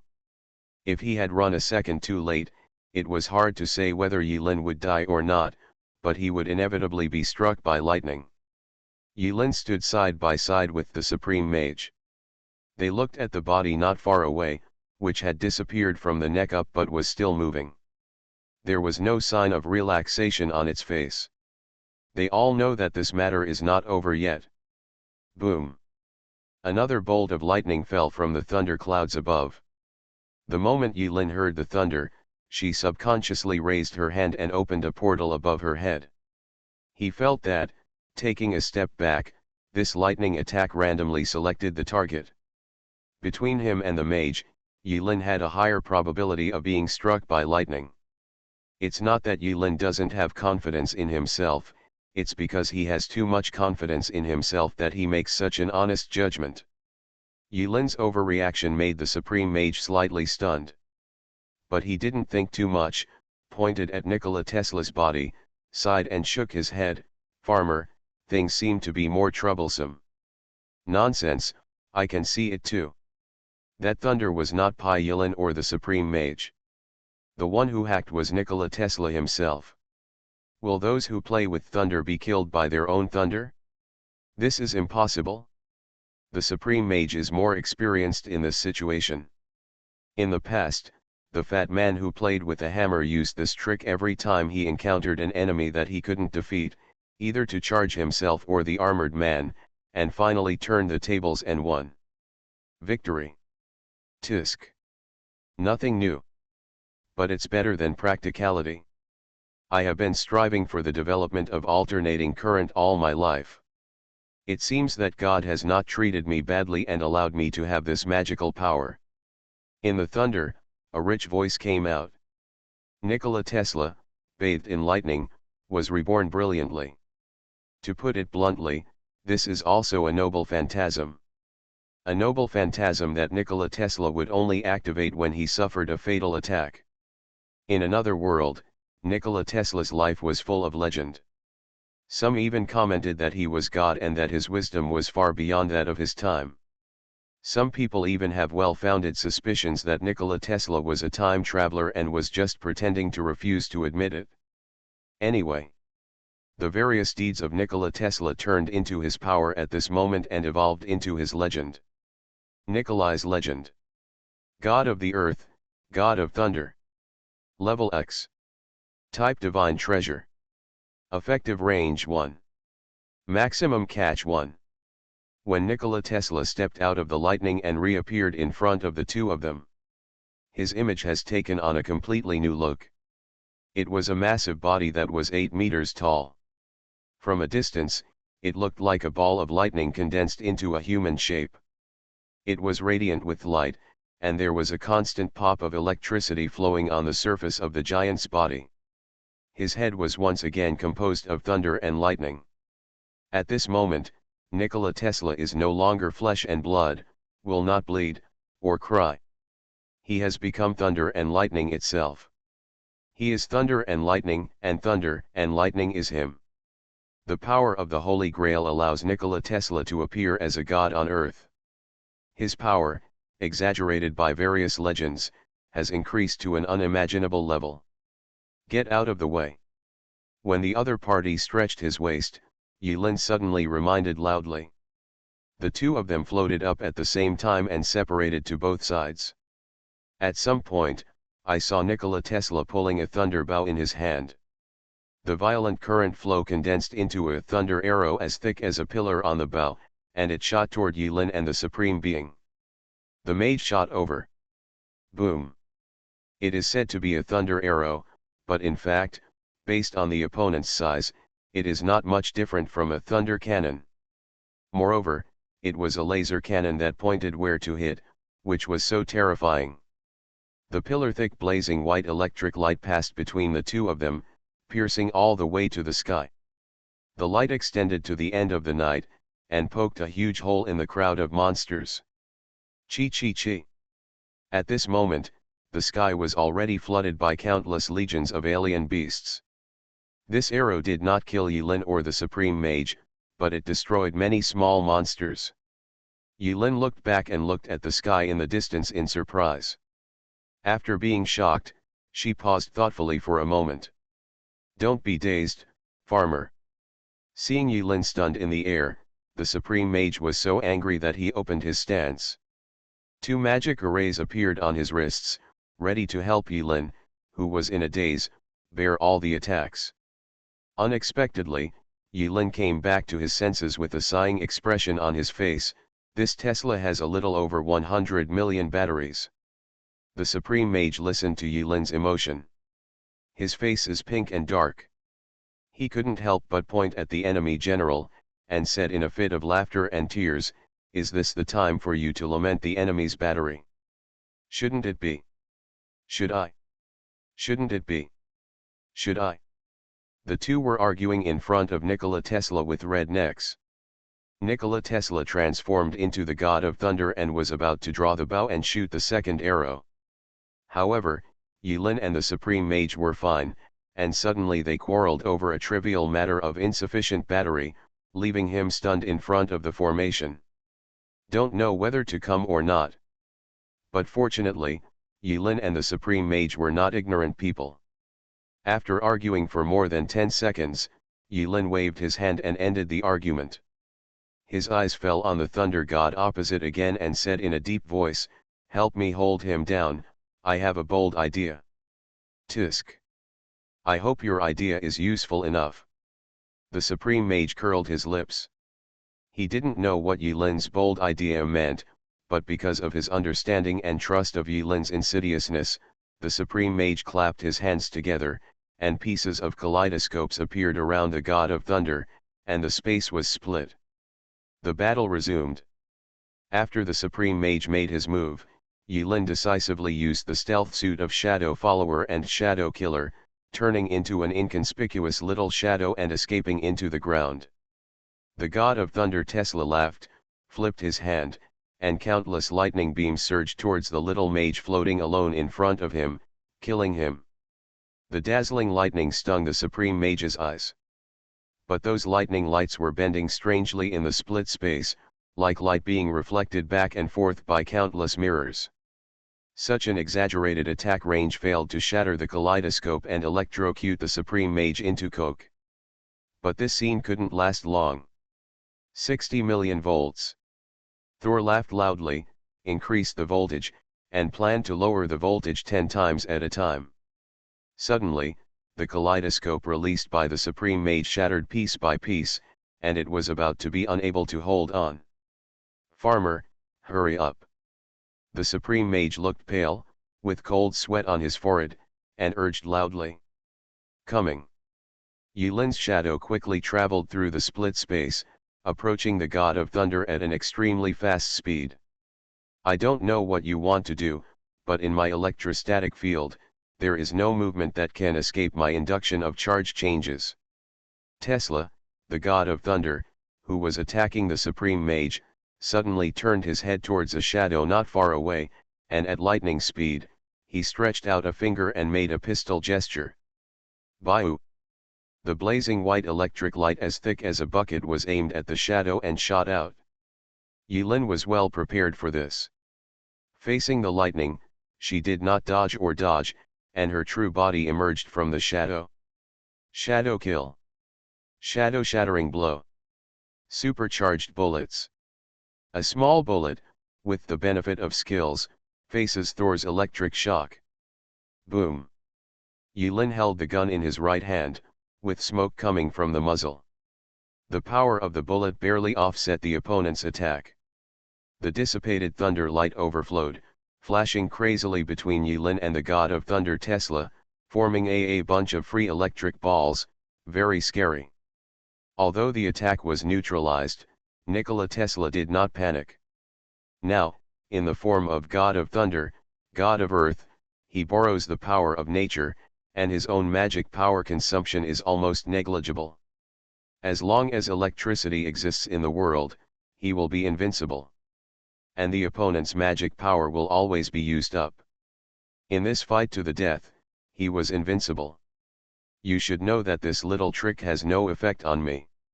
The huge thunder god Tesla spread his hands in front of Yulin and the Supreme Mage, with a vivid helpless expression on his big face made entirely of electricity. The Supreme Mage felt a little uncomfortable, but still nodded silently, acknowledging this. In the short and high-speed attack and defense, the Supreme Mage understood the source of the opponent's power. Nikola Tesla wasn't supposed to be that strong. One of the reasons is that Nikola Tesla was greatly strengthened after he became a heroic spirit due to his deeds and legends. But a more fundamental reason is Nikola Tesla's knowledge. His knowledge played a decisive role. Nikola Tesla, using his knowledge, was manipulating lightning in nature. In other words, Nikola Tesla at this moment has become the thunder and lightning of this world itself. A bit outrageous. But this is reality. The reality is unfolding in front of Yulin and the Supreme Mage. Yes, Yulin stepped into the void, lowered his head and sighed, "Our little tricks really have no big effect on you now. You can be so awesome dash." A second ago, Yulin felt a little sad. The next second, Yulin took out a small gadget with his hand hidden behind his back. His feeling of sadness was wiped away, replaced by a sneer. With the pause in the first half of the sentence, he continued, "It's really great." The Supreme Mage was stunned. The electricity in Thor Tesla's body condensed. When teammates and enemies saw the small object in Yulin's hand at the same time, their eyes widened in unison. "That's a handle. An ordinary-looking game controller. 2 joysticks, cross keys up, down, left and right, 2 pairs of trigger keys, and 4 small buttons. Xbox. The Supreme Mage has also been here. Which hot-blooded single young boy has never spent a period of time addicted to the game world?" When he recognized the noble phantasm in Yulin's hand, the crow's feet at the corners of his eyes twitched and the wrinkles deepened. "Damn it! It's actually a game console controller." Nikola Tesla's reaction was even greater. He didn't expect that at this critical moment, Yulin would actually take out such an item. It was as if the entire battlefield style had been destroyed by Yulin. Nikola Tesla did not dare to be careless. After all, this is a battle of heroes. What the opponent can take out is nothing more than a noble phantasm. The function of a noble phantasm cannot be judged from its appearance. Perhaps a precious phantom that seems to be a failure has the ability to turn things around. Then, Nikola Tesla was preparing to launch a thunderous offensive against Yulin and the Supreme Mage just in case. To put it simply, it's a big move. Yulin put away the small handle with a smile. Nikola Tesla raised his hands high. On the palm of the hand, lightning spears condensed rapidly. Until Yulin pressed the pause button. All of Nikola Tesla's movements were frozen in mid-air, including the electric current on his body. When the Supreme Mage saw this scene, his eyes widened, he rubbed them, and then rubbed them hard. He thought he had seen it wrong. "Let me see how it works first. I'm not very familiar with this." A mediocre remote control. Level EX. Type Noble Phantasm against heroic spirits and against humans. Effective range 1. Maximum catch 1. How did you do such a crazy thing? The Supreme Mage looked at the game controller in Yulin's hand, and then looked up at the motionless Thor. This strange scene made the Supreme Mage stand stunned for 3 seconds before he finally couldn't help but ask questions. The cloak behind him was also carefully rolled up, and a big question mark appeared. This was the same doubt that Mr. Cloak and the Supreme Mage had at this moment. "This is an ordinary little prop, no, a little treasure phantom. I don't have time to explain too much. I only have 10 minutes. Really?" Above the handle, a row of red square countdown lights up, with a total countdown of only 10 minutes. 10 minutes. The Mage Supreme rolled up his sleeves and got ready. 10 minutes is enough for the Supreme Mage to catch his breath, return his magic power, and then beat the opponent to death for more than a dozen rounds. Yulin stopped the Supreme Mage. "Don't worry." The Supreme Mage slowly typed a question mark. Yulin squinted her eyes and smiled, smiling very happily. At this moment, with the powerful God of Thunder in his palm, Yulin finally saw a tiny ray of hope, so Yulin finally smiled. This Tesla has so much power, wouldn't it be a pity to dispose of it like this? The Supreme Mage looked at Yulin deeply. 2 seconds later, the Supreme Mage suddenly realized that he had vaguely guessed what Yulin wanted to do, but he did not dare to confirm it and asked, "Do you want to go and subvert this battlefield?" Yulin cancelled the pause. After cancelling the pause, Yulin pushed the joystick hard. Under the control of the handle, the Thunder God Tesla roared and suddenly turned into a dazzling thunder light, tearing the sky. Ho ho! The hands of the Supreme Mage shook like chaff at first, but soon stopped shaking. He suddenly lit up. The Supreme Mage laughed and snatched the handle away while Yulin wasn't paying attention. "When I was in college, in the field of fighting games, I defeated all the invincible opponents in my grade." With a confident light in his eyes, the Supreme Mage flew high into the sky together with the huge Thor Tesla. "Follow me, Pikachu." The Supreme Mage is so heroic that he moves the joystick with explosive hand speed, like an undefeated god of war. "I will subvert this battlefield." You are listening to Novels at Bless Up channel. Wish you happiness and luck. Please subscribe to receive new novels. How do you feel about this novel?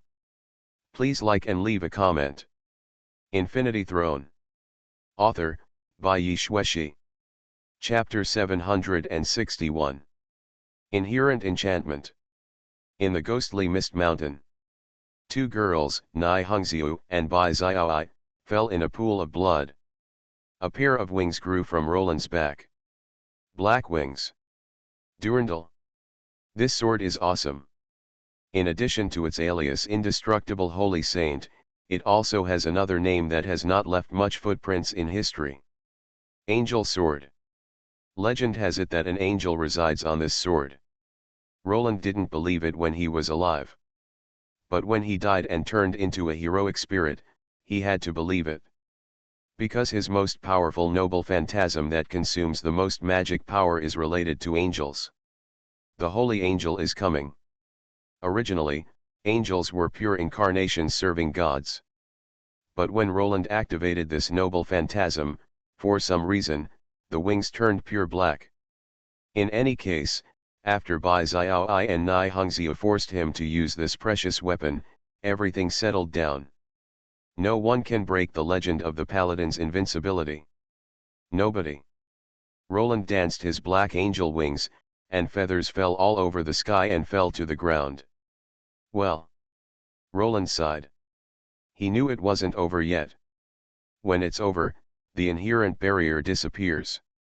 As a paladin, he disdained to perform last-ditch attacks on opponents who had lost the ability to resist.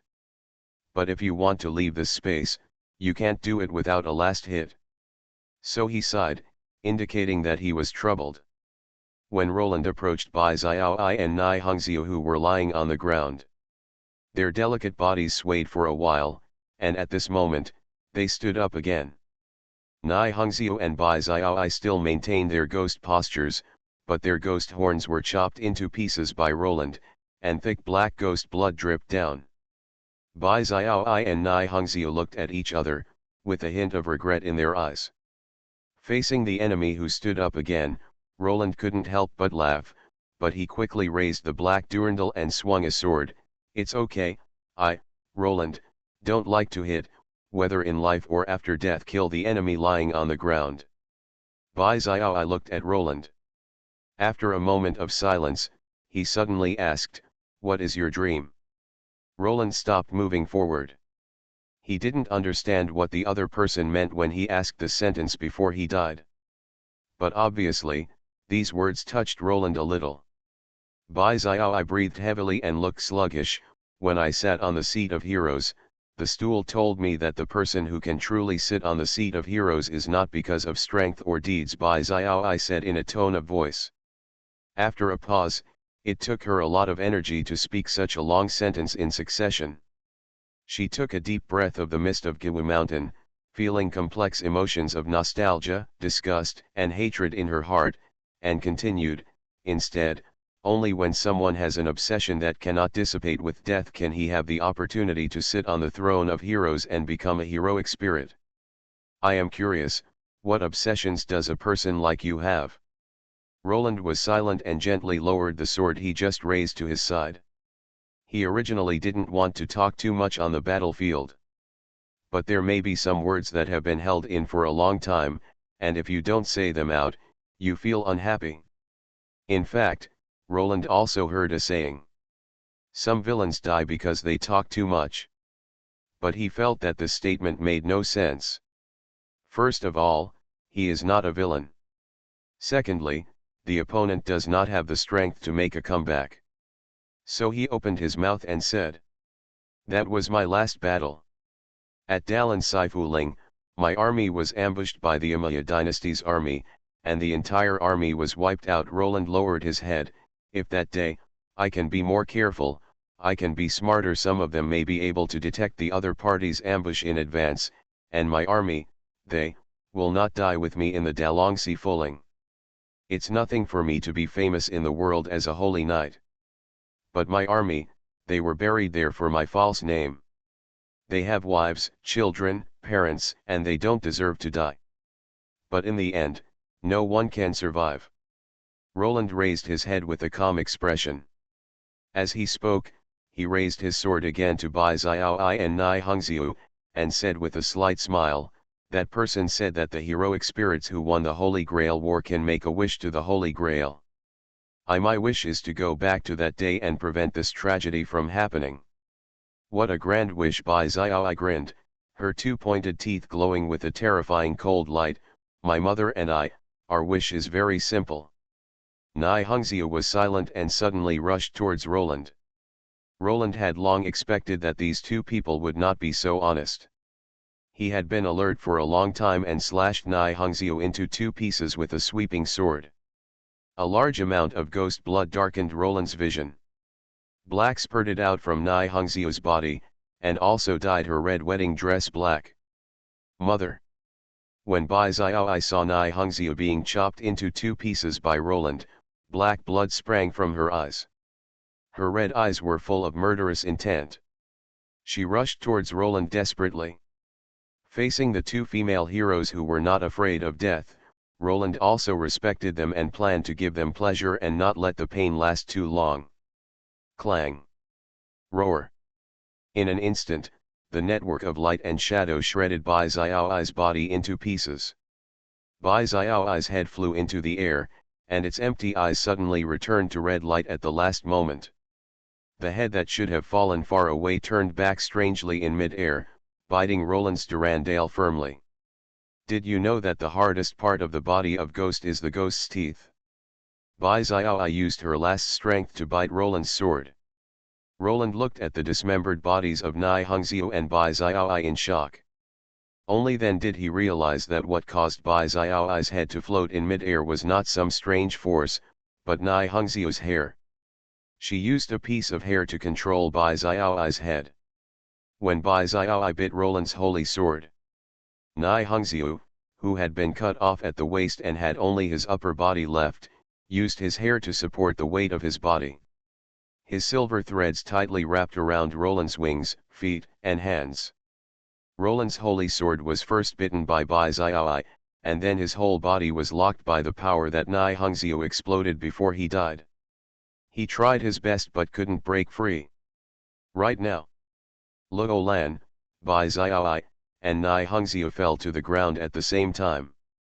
The solid land, after being contaminated with the ghost blood of the two people, turned into a dark quagmire at some point.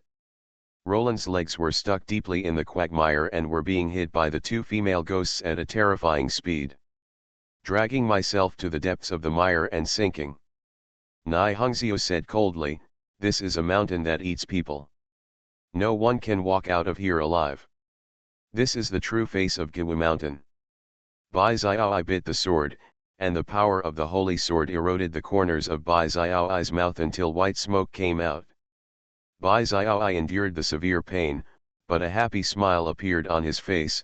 Our wish, it's very simple. Nai Hongxiu closed her eyes. Live on, officer. At this moment, Nai Hongxiu and Bai Xiaoi felt a strange feeling in their hearts. They spent a long time getting out of Giwu Mountain. Now, I am immersed in this familiar mental landscape again. Roland struggled wildly in the mire. But everything is of no use. This is the true face of Giwu Mountain. This is a cannibalistic world. Including Bai Xiaoi and Nai Hongxiu, they could not escape after returning here. It turns out that is a dream that I, Roland, can never touch in my lifetime. At the end, Roland realized. Nothing can be repeated. Time cannot be turned back. Regret will always be a regret.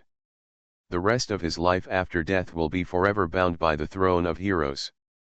Roland closed his eyes. The three of them were completely swallowed up by this mountain. Gilgamesh is overwhelmed by monsters. But when countless monsters completely covered Gilgamesh's figure, countless noble phantasms erupted in the middle of the moving monsters, tearing all the monsters into pieces. Get out of here, you bastard. There wasn't even a drop of dirty beast blood on him. Behind Gilgamesh, pieces of precious phantoms turned into light and shot into the sky. He did not hesitate to use the precious treasure as a bomb and exploded deep in the alien beast. To say that I don't feel bad is a lie. These are Gilgamesh's treasures. Every year in the past, after the goddess sacrifice, he would take out each piece of treasure one by one, place them neatly in the palace, and personally wipe and maintain them carefully. Gilgamesh cherishes and cares for treasures, which is contrary to the kingly character, and even Sigiri, the personal priest, is not aware of it. Enkidu always used to laugh at him, saying he was stingy and like a miser. And every time, when Enkidu laughed at him, Gilgamesh would restore Enkidu to the lock of the sky posture and scrub it with water repeatedly until Enkidu couldn't stand it anymore and he stopped teasing him. But these treasures, to Gilgamesh, they are just external objects. What he truly cherishes is this world. It's the human race itself. Bloom your dazzling light. The king's treasure house. Half of the vast sky was dyed with golden light. Two different colors, gold and black, compete against each other in the boundless sky. Kill, kill, kill. Even if this battle is destined to fail. Even if the city of Uruk will eventually be destroyed. But in the end, they will win. Whether it is 1,000 years. 2,000 years. It's still a long 5,000 years. Humanity will finally witness the true dawn. The light of 11 paradise will cover the earth. You said that only when we sail to the end is our paradise truly ours. Gilgamesh chuckled and recalled the past while exploding treasures in the sky. But, I have already seen the paradise you mentioned. Gilgamesh raised his head. This is paradise. Thousands of strange beasts have fallen. Believe in science. A deng flew over in a jet mecha. When Gilgamesh was carrying millions of beasts alone, Aiden joined the battlefield. I saw that a deng was not sitting in the cockpit at this moment, but lying on the back of the mecha, with a wrench in his left hand and a small carving knife in his right hand. His hand speed exploded like the wind, and a high-speed afterimage swept across the back of the mecha. Radiant crystal pattern arrays emerged on the mecha. In the shortest time, a deng completed the high-risk high-altitude operation and slipped back into the cockpit. Roar. Attack the Raging Tiger. Well, Raging Tiger is the name of a deng's mount. In mid-air, he completed the upgrade of the mecha in a hurry. Before the upgrade, it was called Angry Tiger. After the upgrade, it became the extremely cool and explosive Strike Angry Tiger. Back and forth, up, down, abob. A deng skillfully controls the mecha and uses his ultimate move. Although there is no crystal on a deng's body. But he is a heroic spirit. The air is full of magic. It's all. Source. The steam mecha had nozzles all over its body, spewing out a large amount of steam and began to deform. After a series of changes in gears, bearings, and parts on the complex-shaped chest, a giant cannon was launched. Take the call, the tiger roar of the engineering team. Boom. Bombardment. Bombardment. Bombardment. Aiden, the great engineer from the world of Olanos, is on full fire. Except Rider Adeng. A dark light and shadow, accompanied by the roar of the engine and the roar of the exhaust pipe, drifted in the air and cut into the battlefield. Little guy, you have become a lot stronger. Ruth was riding on Dyer, laughing and slapping Dyer's butt hard. The familiar touch of the seat bag made Ruth sigh with regret, and a little moisture appeared in the corners of her eyes and other places. She suddenly had the illusion of going back to that time and once again galloping around the Caribbean with the captain, wreaking havoc unscrupulously. In this exaggerated situation, Ruth's personal fighting power seemed too weak. She was just an ordinary female pirate, the female pirate king. Compared to the others, she seemed too plain. But Ruth Emily was able to come to this world with the rank of archer and as a heroic spirit, not because of the flintlock hanging on the side of her round buttocks. That flintlock gun was just an ordinary D-level noble phantasm. As a legendary pirate who has unified the pirate world, and as a female boss who travels all over the world, how can she dominate the world with a small pistol? My captain, open your eyes and see clearly, see our memories clearly. Ruth stood up on Nightmare's back, and the howling wind blew in Ruth's ears. At this moment, she heard the chirping of seagulls, heard the sound of waves, and smelled the salty smell of the sea. Our adventures never stop. Come out. Queen of Waves. The unsinkable ghost of the sea, Queens do. Grade A+. Type Fortress Noble Phantasm. Valid range 199. Biggest catch. Crash dash. The crisp sound of crashing waves resounded through the sky. Pattering. A blue ocean with sparkling waves appeared in the sky. On the other side of the sea, a dark sailboat, like a ghost, sailed into the battlefield at a terrifying speed. A sea appeared in the sky. A slice of Caribbean Sea. On the Caribbean Sea, ride an unsinkable pirate ship. Queens do. Ruth rides the Night Dyer across the ocean and lands on the sailboat. Above the deck, black shadows moved, and expressionless crew members appeared. They were wearing tattered sailor uniforms and had dark skin. Every crew member could not see their faces or expressions clearly, they were like ghosts on the ship. Children. Rocket. Full right rudder. Full speed ahead. Ruth stood in front of the main helm, holding her scimitar high, and her voice was as strong as iron. We are about to start a war. All artillery strikes are ready dash. He he he. Remember this, the real owner of this ship, the king has returned. I'm targeting them all. Aim at these ugly bastards in the sky. To my dear captain. Ready, fire. Boom. Nightmare was blinded by the headlights. When it was in the Caribbean Sea, it had not yet had the fire source fragments inserted into it, so it was at a stage of ignorance and inexperience. But according to common sense, this old sailing ship is nothing more than an ancient iron cannon, and the air is filled with the smell of gunpowder smoke. But it's not. Nearly 100 artillery shells fired simultaneously, and the blazing white light completely suppressed the headlights of the Dyer. Night Dyer even had the urge to turn off the lights and pretend that he had never been there. How is this an ordinary sailing ship? These forts are all firing unscientific rail guns, you bastards. This unscientific. Infinity Throne. Author, by Yi Shueshi. Chapter 762.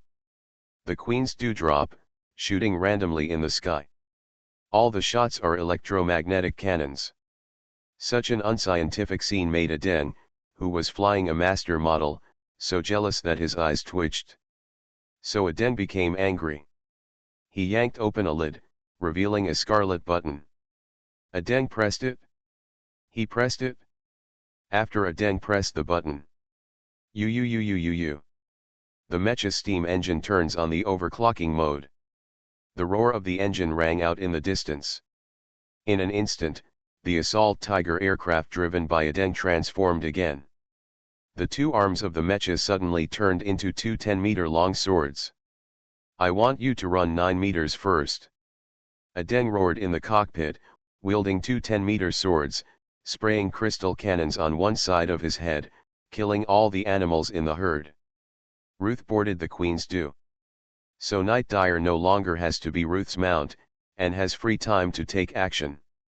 With Yulin absent, Night Dire had the right to decide its next move on its own. Without saying a word, it transformed into an aloof Cybertronian and charged into the herd with its extremely high defense. A mecha, a car, and a ship appeared on the battlefield. Gilgamesh, who was feeling distressed about the explosive noble phantasm, saw this scene, and the golden fireworks in his eyes flashed slightly. He immediately slowed down the speed of throwing the noble phantasm. In his ears, he could faintly hear the sound of prayer coming from the city of Uruk. The surviving women and children in the city made insignificant efforts in this final war, praying for the dawn of Uruk and the dawn of victory. The other side. Under the night sky. Aden, Ruth, and Nightmare shine on the battlefield. In the sky, there are explosions of light from time to time, reaching the ground. Yulin's perception naturally cannot reach such a high altitude. But based on the light and shadow in the sky, he roughly deduced that Gilgamesh was still struggling. So far, Yulin still firmly believes that in all this, there is still a slight chance of victory. Just like the end of Auranos, the real world of Auranos was destroyed. But Yulin still ended Xiao's nightmare and allowed her to have a good sleep. If what is happening in front of him belongs to Uruk's past, then if Yulin exists here, there must be a way to end this nightmare. Must. 10 minutes.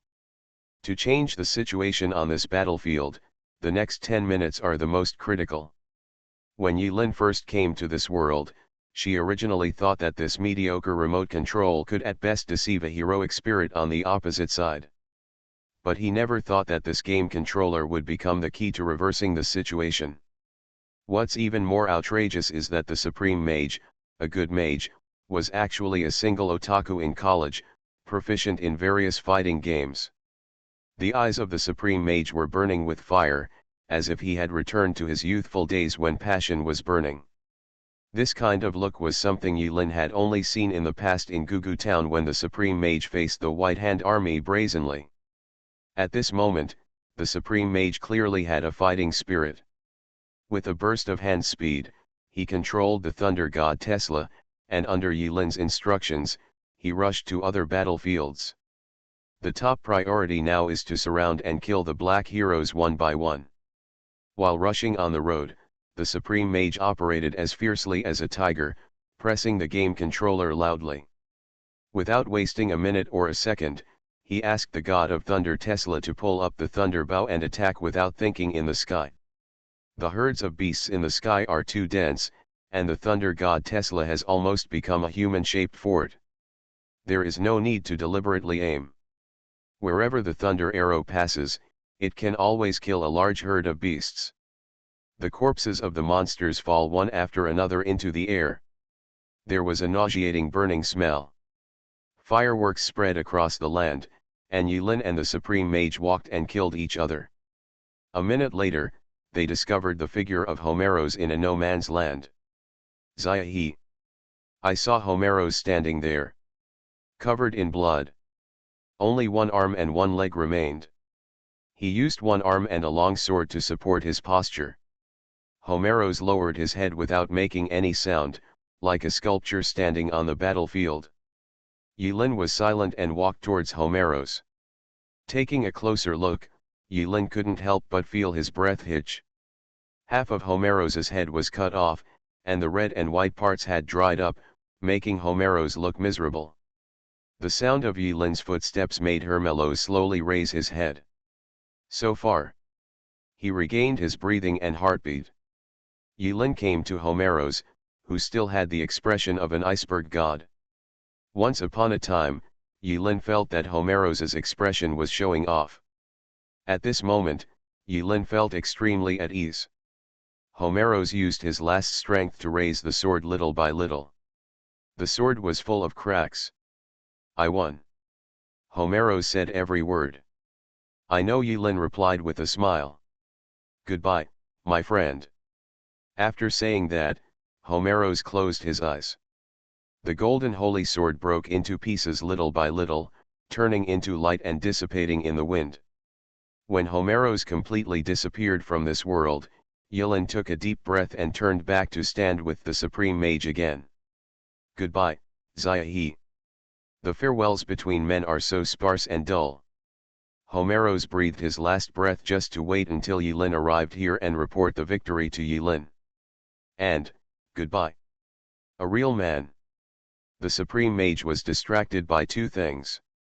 At the same time, he controlled the roaring thunder god Tesla and launched skillful combos to kill 7 in and 7 out of the beast herd.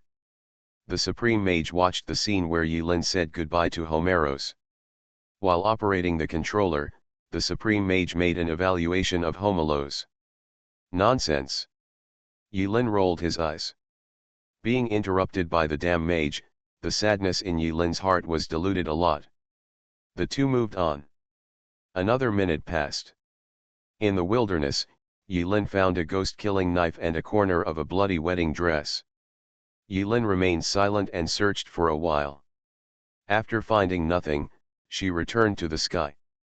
The Supreme Master could see that the three people who came later, Bai Xiaoi, Nai Hongxiu, and Gage Qinmei, had a close relationship with Yilin. They were not as simple as pure heroic spirits or mother spirits. Let's go to the next place. Yilin looked calm and left. Are they dead? The Supreme Mage asked while controlling Thor Tesla to fire his ultimate move. Yilin took out destruction and redemption with her backhand and held the two guns in her palms. He carefully felt the delicate texture on the gun butt, as if caressing their skin. So Yilin shook her head, no. Another minute passed. The group of monsters in the sky, with everyone's efforts, cleared up a small area. The Tiangong continent was covered with corpses. The corpses were piled up into hills, and the strong smell of blood filled every corner. More corpses fell to the wasteland below. There's someone over there. The Supreme Mage's sharp eyes saw what seemed to be two people standing among the pile of corpses. It's Gayajiamaimi and my wife Yuno. Now. My wife, Yuno, was smiling and holding Gayajiamaimi's face with one hand, letting Gayajmimi hang softly in the air. In her left hand she held a chainsaw that was turning wildly. Yiren didn't know what was going on here, but it was obvious now that Gayajiami had lost. Superior. Yilin suddenly activated her skills and turned into a shadow, cutting into the battlefield. The distance between Gyakomi and Gautama Yuno was too close, and Yiren was unable to use a large-scale explosion. In a hurry, Yiren gathered a box of psychic bullets, aimed at various vital points on Gautama Yuno's body, and fired. The two guns are shot at the same time, and the bullets fly. Even the most common Flata bullets have a good damage effect. My wife Yuno turned around suddenly and threw Gayajmimi at Yirum, who appeared behind her. However, using the cover of Gayajmimi's body, she cut Yirin's neck with the saw. Hiss. I didn't expect that the opponent would be so ruthless when he started to attack, and even used Gayajiamaimi as a shield. Yilin snorted coldly. Xiaomei was beaten into such a miserable state. Yilin was lying if she said she wasn't angry. The power of thoughts gathered silently and turned into countless slaps, squeezing, and slapping my wife Yuno hard. In the end, Yilin pinned Yuno, whose limbs were twisted. In mid-air, he felt relieved. Is this the end? The Supreme Mage was a little confused, How could he be easily restrained by Yiren when he was able to beat Gaejiamimi into such an opponent? Yilin used telekinesis to control my wife, without any nonsense or hesitation. Even though the other party was sweet and charming, the matter of loving her and cherishing her did not exist with Yilin. After catching Gaejiamimi, Iron threw the destruction revolver into the air, freed her hands, and activated Grasp of Annihilation towards my wife. Another palm that failed to trigger annihilation, the violent blast blew Yilin's hair back. In the center of the explosion, my wife suffered the full blow. Her whole body was blackened, and she knelt on the ground with a thud. It was obvious that she would not live long. Yilin raised his hand, pulled the trigger, and finally hit my wife, between the eyebrows with a bullet, repairing the wound. After confirming that the other party was completely dead, Yiren hugged Gaejiami. There was not a single piece of intact enemy in her body, it was chopped up till it was bloody, one arm was lost somewhere, and blood was still pouring from her shoulder. Yilin felt a little distressed. Why are you tormenting yourself like this? Don't you know how to run away if you can't beat me? No. Rin-kun, be careful. It was rare to be hugged by Princess Yiren. Gaejiami should have been excited and happy. But she couldn't care less about enjoying it at the moment. She clutched the cuffs of Yilin's magician robe tightly and breathed quickly, Junlin. Be careful. That pervert will come back to life. Xiaomei has killed him once before and chopped him into pieces. But she actually put it together on the spot. What? Resurrection? Is there anything so outrageous? Yilin was stunned. At this time, the Supreme Mage, who was violently twisting the joystick and controlling the Thunder God Tesla to shoot several cannons in the sky, suddenly noticed something was wrong with the corpse of my wife He suddenly frowned and reminded, Farmer. There is something wrong. Something's wrong. He didn't just remember the reminder and not take action. While reminding him, the Supreme Mage casually let Tesla, the God of Thunder, perform a skillful combo. Thunder God Edition 100 Shiki Uniyaki. Forward, lower, forward and A. The Supreme Mage swept all the way, and the handle finally lit up with a dazzling red light. Alas! Pikachu is full of energy. Super profound truth, Lei Wu style. Lower forward and A. In the thick smoke, my wife stood up unsteadily, covered in darkness. But at this time, Tesla, the God of Thunder, controlled by the Supreme Mage, first used a palm of lightning to catch it from bottom to top, lifting my wife, into the sky. Immediately afterwards, Pikachu, who was full of energy, raised a finger lightly, and a little electric spark lit up on the fingertip.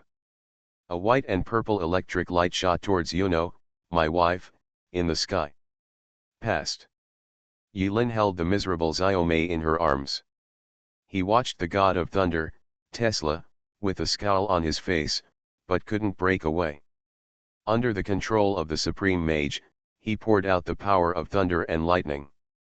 If this move continues, let alone my wife Yilin herself will not be able to take it. Etc. Yilin's eyebrows twitched, and he saw that Thor Pikachu's movements seemed familiar. I vaguely remember that a certain dog once performed a similar pose. In the electric glow and gunpowder smoke. My wife, had patches of cracks on her skin. The chapped skin was like a shell, peeling off quickly in the lightning. Under the black shell, what was displayed in front of Yilin and the Supreme Mage was fair skin and flawless. He. My wife, let out a sharp, sly laugh. She tapped her feet lightly and hung in the air. I saw her holding both hands, and the thunder and lightning that was running wildly around her was finally caught in her hands. Yilin frowned. Gaejiamimi was speechless at this kind of cheating, and her contempt was palpable. She died once, said Second Eyes, and then became stronger. Now. Before Xiaomei finished speaking, My wife looked crazy, looked at Yulin and the Supreme Mage, and whispered, Axu, it's time for me to go back to find Axu. Can't let Axu wait for too long. It's been too long, too long, too long. Ashwe is too lonely, I can't let Ashwe become a god by herself. Saying that, my wife shook her hands and threw 2 beams of thunder spears at Yulin and the Supreme Mage respectively. The Supreme Mage has quick eyes and quick hands. When he sensed something was wrong, his hand speed increased to another level, allowing Thor to step forward and catch the gun with his face. Poor Tesla, the god of thunder, completely became the plaything of the Supreme Mage. 2 thunder guns were inserted into Tesla's face, and Tesla let out an angry cry of pain. In the air, Yulin and the Supreme Mage looked at each other, and saw a look of surprise in each other's eyes. Don't look at Tesla being treated badly under the mundane remote control and being allowed to do whatever he wants. But who is he? God on earth, the incarnation of thunder and lightning. The perfect incarnation of thunder and lightning was actually screamed in pain by the gun he shot out and back again? What's happening here? What kind of treasure does the other party possess? The Sorcerer Supreme continued to command Tesla, the god of thunder, and walked around my wife. Thunder and lightning struck my wife, as if they were free of charge. But a hazy 7-color glow appeared on the surface of Yuno's body, deflecting all attacks. As my wife moved, strange shadows appeared on her body. Those shadows were like lags when playing a game, causing obvious gaps in the figure of my wife in the eyes of Yulin and the Supreme Mage. Is it divinity? The Supreme Mage held the joystick in his hand and looked at who was easily patting Thor Tesla back and forth, and said 2 words in disbelief. Divinity. Yulin moved in the air, firing cold guns from time to time, and came to the Supreme Mage and asked, How do you know? I have felt similar auras in some big guys, the Supreme Mage said helplessly. Her current performance is no longer purely at the level of power. It is about laws. All our attacks are not defended by her. Instead, she was rejected. Her existence itself has reached the point where it affects the rules of the world. Yulin was surprised and said, Can the Holy Grail summon a guy of this level? Moreover, if you really become a god, how can you be bound by the Holy Grail? So, the Supreme Mage held out a finger, but he quickly pressed it down. He felt that this gesture was somewhat unlucky. He explained, there is only one possibility. In her own story, she is an existence that has become a god or is destined to become a god. Otherwise, she will never have divinity visible to the naked eye. My wife Yuno's cold eyes penetrated Tesla's lightning and fell on Yulin and the Supreme Mage. From a distance, she could easily read the conversation between the two. My wife smiled and said, You are right, the current is the who killed everyone in the 3 weeks, won the victory, and obtained the qualification of God. Unfortunately, the power of that cup, there is no way to fully project Yuno's divine power into this world. But now is no longer just a berserker. My wife smiled brightly, as if recalling some warm memories. She said slowly, Yuno's rank now is God, God. God, divinity. Yulin was thoughtful. Infinity Throne. Author, by Yi Shueshi. Chapter 763. God, my wife She turns out to be the most hidden dark horse in this Holy Grail war. Her divinity has become so intense that it is visible to the naked eye. The glow around her rejects all peripheral attacks, making her invulnerable. So far, neither Yulin nor the Supreme Mage gave up. Although Nikola Tesla's divinity is obviously one level lower than that of the other party.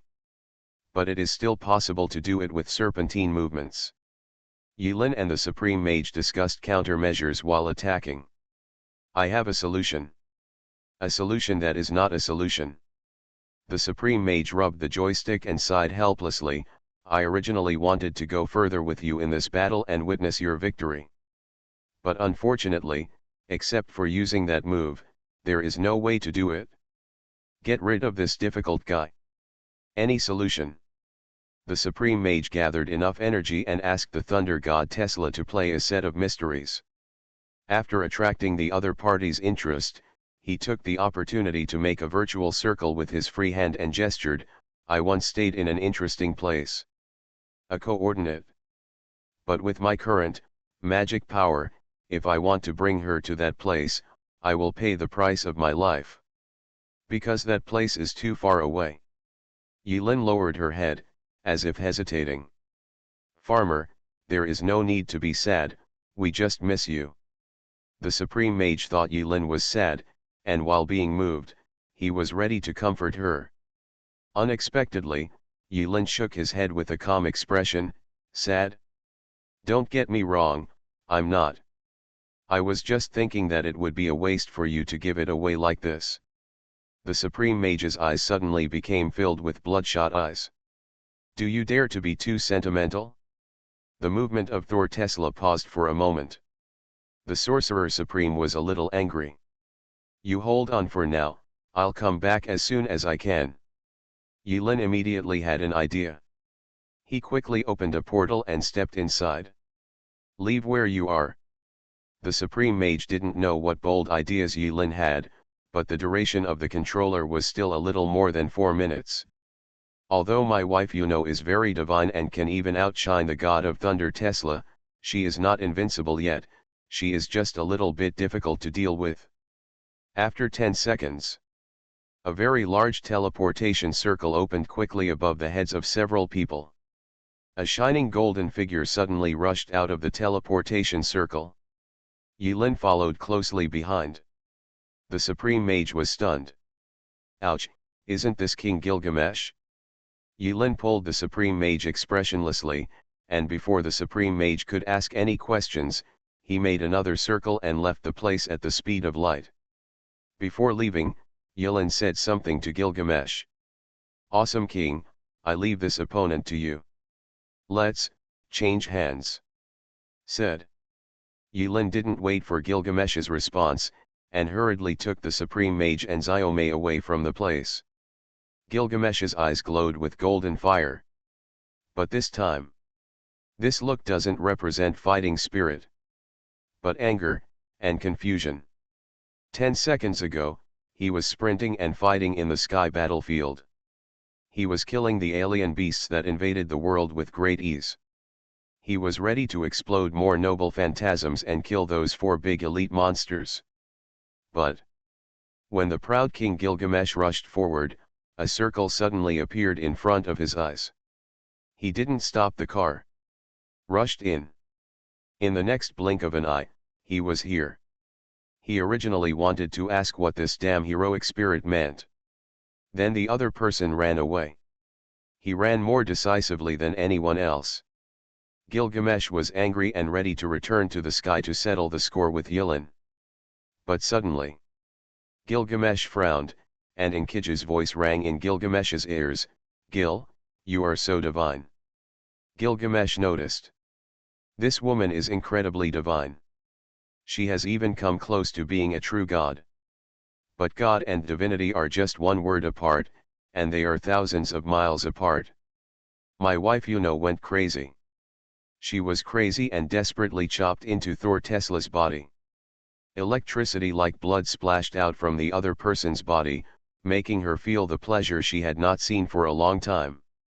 But the pleasure didn't last, and the big thunder target disappeared inexplicably. Immediately afterwards, another very shining and bright man appeared in front of him. "If we don't have ashes, why, it's better to let him die." My wife naturally thought of Ash, so she rushed towards Gilgamesh from the sky with 2 thunder guns that she had just pulled off the thunder god Tesla not long ago. "Zombie, what do you want to do?" Facing the divinity that swooped down and was so rich that it was visible to the naked eye, the aloof Gilgamesh slowly raised a question mark. Yilin and the Supreme Mage appeared in the sky. The Supreme Mage was curious, "Why did you invite him here?" "Just please." Yilin answered matter-of-factly. "This was an inspiration." He actually didn't know Gilgamesh's strength. But Gilgamesh talks about divine nature all day long. Yulin reasonably speculated that since Gilgamesh despised the divine heroic spirits so much, he should have a way to deal with them. Yulin's answer made the Supreme Mage a little confused. Did Gilgamesh agree? Don't think too much, clear the monsters first.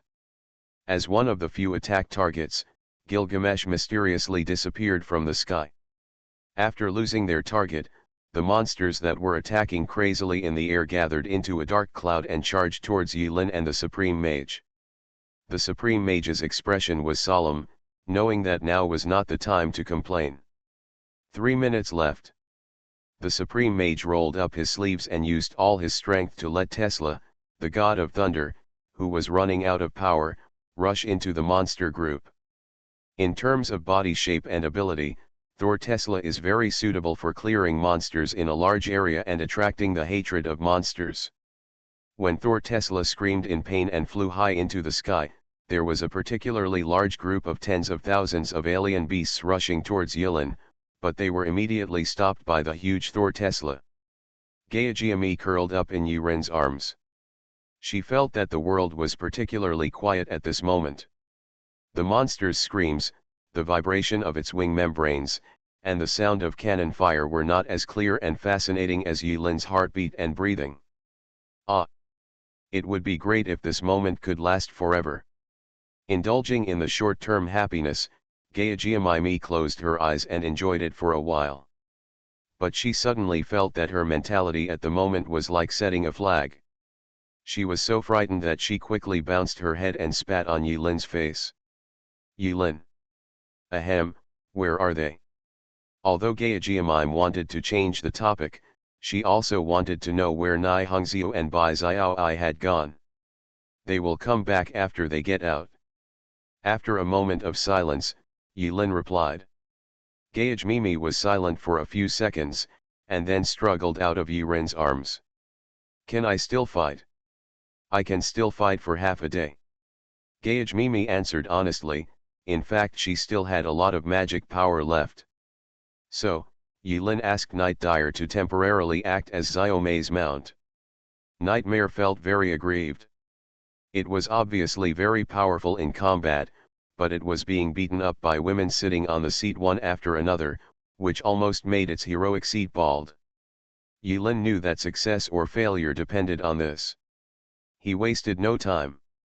In the sky, Yulin quickly locked the positions of the 4 elite monsters with his eyes. An evil god. A rotten monster. A steel armor. A bone dragon. The painting style of the 4 giant elite monsters gave Yulin an indescribable sense of familiarity. But for a moment, he couldn't tell where this strange feeling of familiarity came from. 2 minutes and 29 seconds. While conserving his magic power, controlling the joystick, and exerting the last light and heat of Thor Tesla, the Supreme Mage took the time to glance at the time displayed on the game controller and answered loudly. Aiden. Ruth. Xiaomei. Yulin called out in the air, facing a herd of millions of beasts. Hearing this, Adeng piloted the strike Raging Tiger, Ruth's Queen's Dewdrop, and the Night Dire carrying Xiaomei, while slaughtering endless monsters, approaching Yulin's location at the fastest speed. Kill that eye first. Yulin pointed at the huge eyeball behind the layers of alien beasts, which seemed to be protected by the alien beasts, and set the target. It's the evil god. Adeng's eyesight was not good, so he followed Yulin's hand and found that the monster looked familiar. The more he looked at it, the more familiar it became. When he finally recognized that the huge eyeball was the biggest enemy in Aurano's nightmare, his face couldn't help but be moved, shocked, and angry. Kill that one first, we have experience. Okay, kids, come on. Only Yurin has always rejected Ruth, but Ruth never rejects Yurin. Ruth waved her scimitar, and the pirate flag was raised on the main mast, fluttering in the wind. When she saw the pattern of the flag clearly, Yulin couldn't help but be slightly startled. What flutters on the ship's mainmast is actually the flag of the former queen. Ruth and the Queen's Dewdrop bravely charged into the herd and charged towards the eyeball. Follow up. Yilin was moved in her heart, stepped on circles of magic halo, and landed on the deck. Bang bang bang bang. There was no technique or any bells and whistles. Ruth almost used the ship as a shield, charging towards death and smashing into monsters. Countless monsters were smashed into pulp by the Queen's Dew, which was moving at full speed, and the whole ship shook wildly. The number of monsters is too many. Even though Ruth's ship is an anti-army noble phantasm enhanced by the Holy Grail, the number of this army is far beyond what the Queen's Dew can handle. Bang bang bang. During the advance, the main mast broke. Collapsed. The deck cracked with hideous cracks. On the deck, ghost sailors fell one after another. They seemed to be bathing in a torrential rain composed of animal blood, and they were embarrassed to avoid the alien beasts that rushed at the Queen's Dew with a suicidal attack at high speed. The sky is raining blood. The Queen's Dewdrop was stained with a layer of fishy blood. Crack. Under the hull, a crisp sound suddenly came out. The keel of the Black Pearl, which is the most important support for a ship, is broken. With the wild beasts in the sky as the background, Ruth suddenly turned around and smiled brightly at Yilin. "My dear Captain, do you still remember what you said before you left? What did you say before leaving?" Yilin was silent. But he remembered it. Ruth turned her back to Yilin, leaving Yilin with a heroic figure. She laughed like a competent pirate. "You said, 'One day in the future' is a word full of curses. Because when I think about one day in the future, it often means, never. But I finally saw the captain again. It was like a dream, a vigorous dream belonging to a pirate. Hey little thief and beggar, we will never die." The king and his men secretly grabbed the queen from her bed and bound her to her bones heap. "We have the ocean and power, where should we wander?" Ruth was alone on the broken deck, singing pirate songs loudly. Just like before. She know it from the start. She is the missing body. She and Yilin are not from the same world. After waking up, everything that happened here may be just a hazy dream to Ruth, who lives in the Caribbean. Yes. No matter how brutal the battlefield is. Even if she will die in the most miserable way. To her, this is all a sweet dream. A dream like a curse. Full guns fire. Ruth sang, commanding the remaining ghost sailors on the ship, aiming at the huge eyeball deep in the herd, and firing all the cannonballs. She will use her life and her ship to open up a path to victory for my dear captain. This is the role she is destined to play in this dream. She is destined and eager to use this method to leave an everlasting image in Yilin's heart. Pirates never die. I really want a sip of hot rum. Ruth closed her eyes. Goodbye, Ruth. Yilin had mixed feelings. He shook his head, calmed down, and lit a precious command spell. Each command spell can be said to be equivalent to filling Yilin's massive spiritual energy value. Each command spell is equivalent to a big move. The opportunity created by Ruth must not be wasted. Adeng's hand speed exploded, followed closely behind. The god of thunder, Tesla, was confused and unwilling. The body of the god of thunder crawled on top of the Queen's Dewdrop and launched a suicidal attack on the evil god. He cried. How could the majestic god of thunder, the majestic figure on the cover of physics, be reduced to such a state? You only get one chance. The supreme mage finished his ultimate move, dropped the controller, and vast circles of magic circle emerged behind him. Countless thunder and lightning gathered around Tesla, the god of thunder, to escort Tesla's suicide attack. The nightmare begins to transform. It spontaneously turned into pieces of armor and attached to Gaiagiamimi's limbs. Gaiagiamimi transformed into an iron-armored Yandere. Nightmare's spiked tire directly transformed into a mace. Gaiagiami wielded the ferocious mace and killed the evil god. Hundreds of electromagnetic cannons condensed into a beam and blasted forward. The light of the electromagnetic gun opened a broad road. The moonlight swayed down along the broad road, like a layer of silver armor covering everyone who fought for the bloody battle. Crystal Pattern Armor Breaking Technique X5. Crystal Pattern Crit Technique X6. Crystal Pattern Acceleration X8.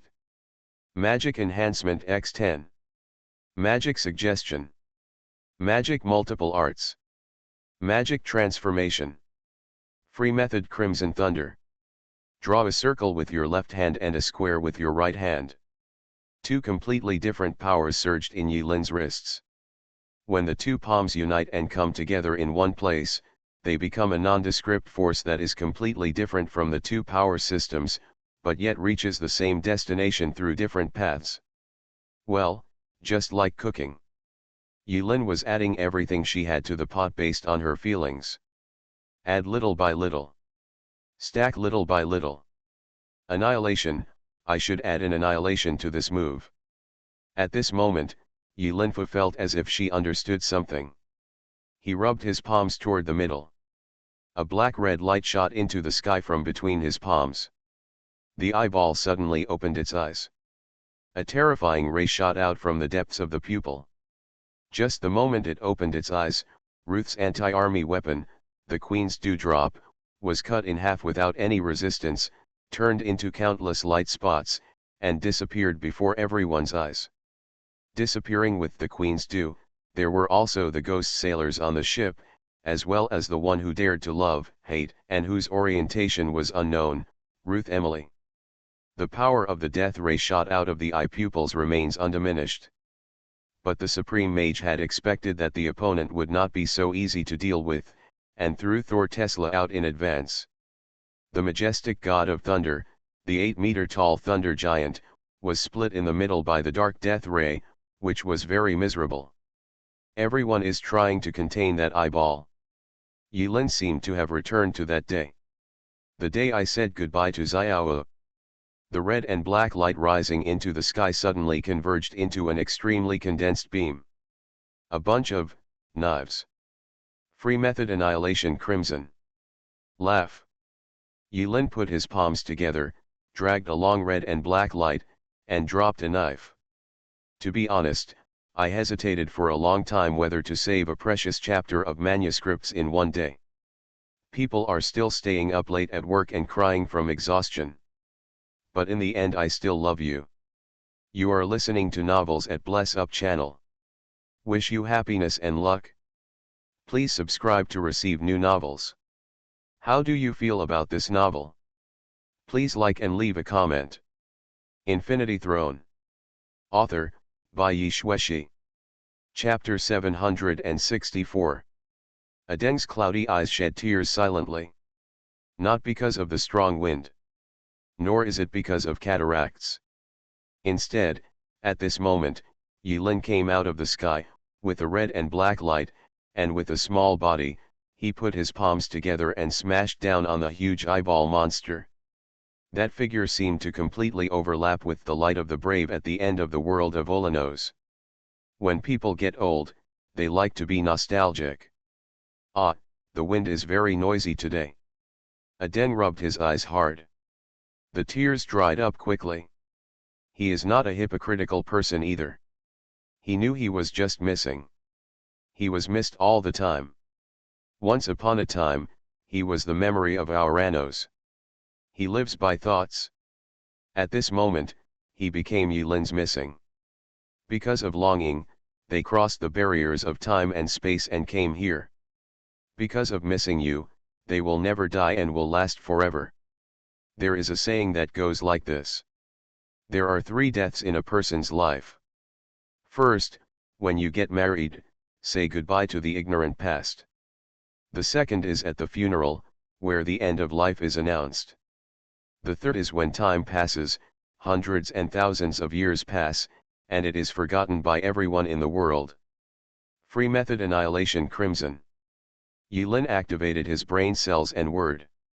It took him 0.5 seconds to come up with an unsatisfactory name for this unexpected move. Well, not very satisfied. But now the war situation is urgent and we can only make do. Falling from the sky, Yilin looked at her hands in surprise. He vaguely seemed to understand something. That superhand knife condensed what he had learned throughout his life. Only by gathering his knowledge and skills can he regain his glory in the world of Auranos. Maybe it was more terrifying than that knife. The red-black light streaked from the top of the eyeball monster's head to the chrysanthemum. A straight line divided the hundreds of meters of eyeball monster into two halves. Wherever the red and black straight lines passed, everything disintegrated, and the rest of the body began to wither. Elite monster, die. One move and it's done. This inspiring result is the result of everyone's efforts.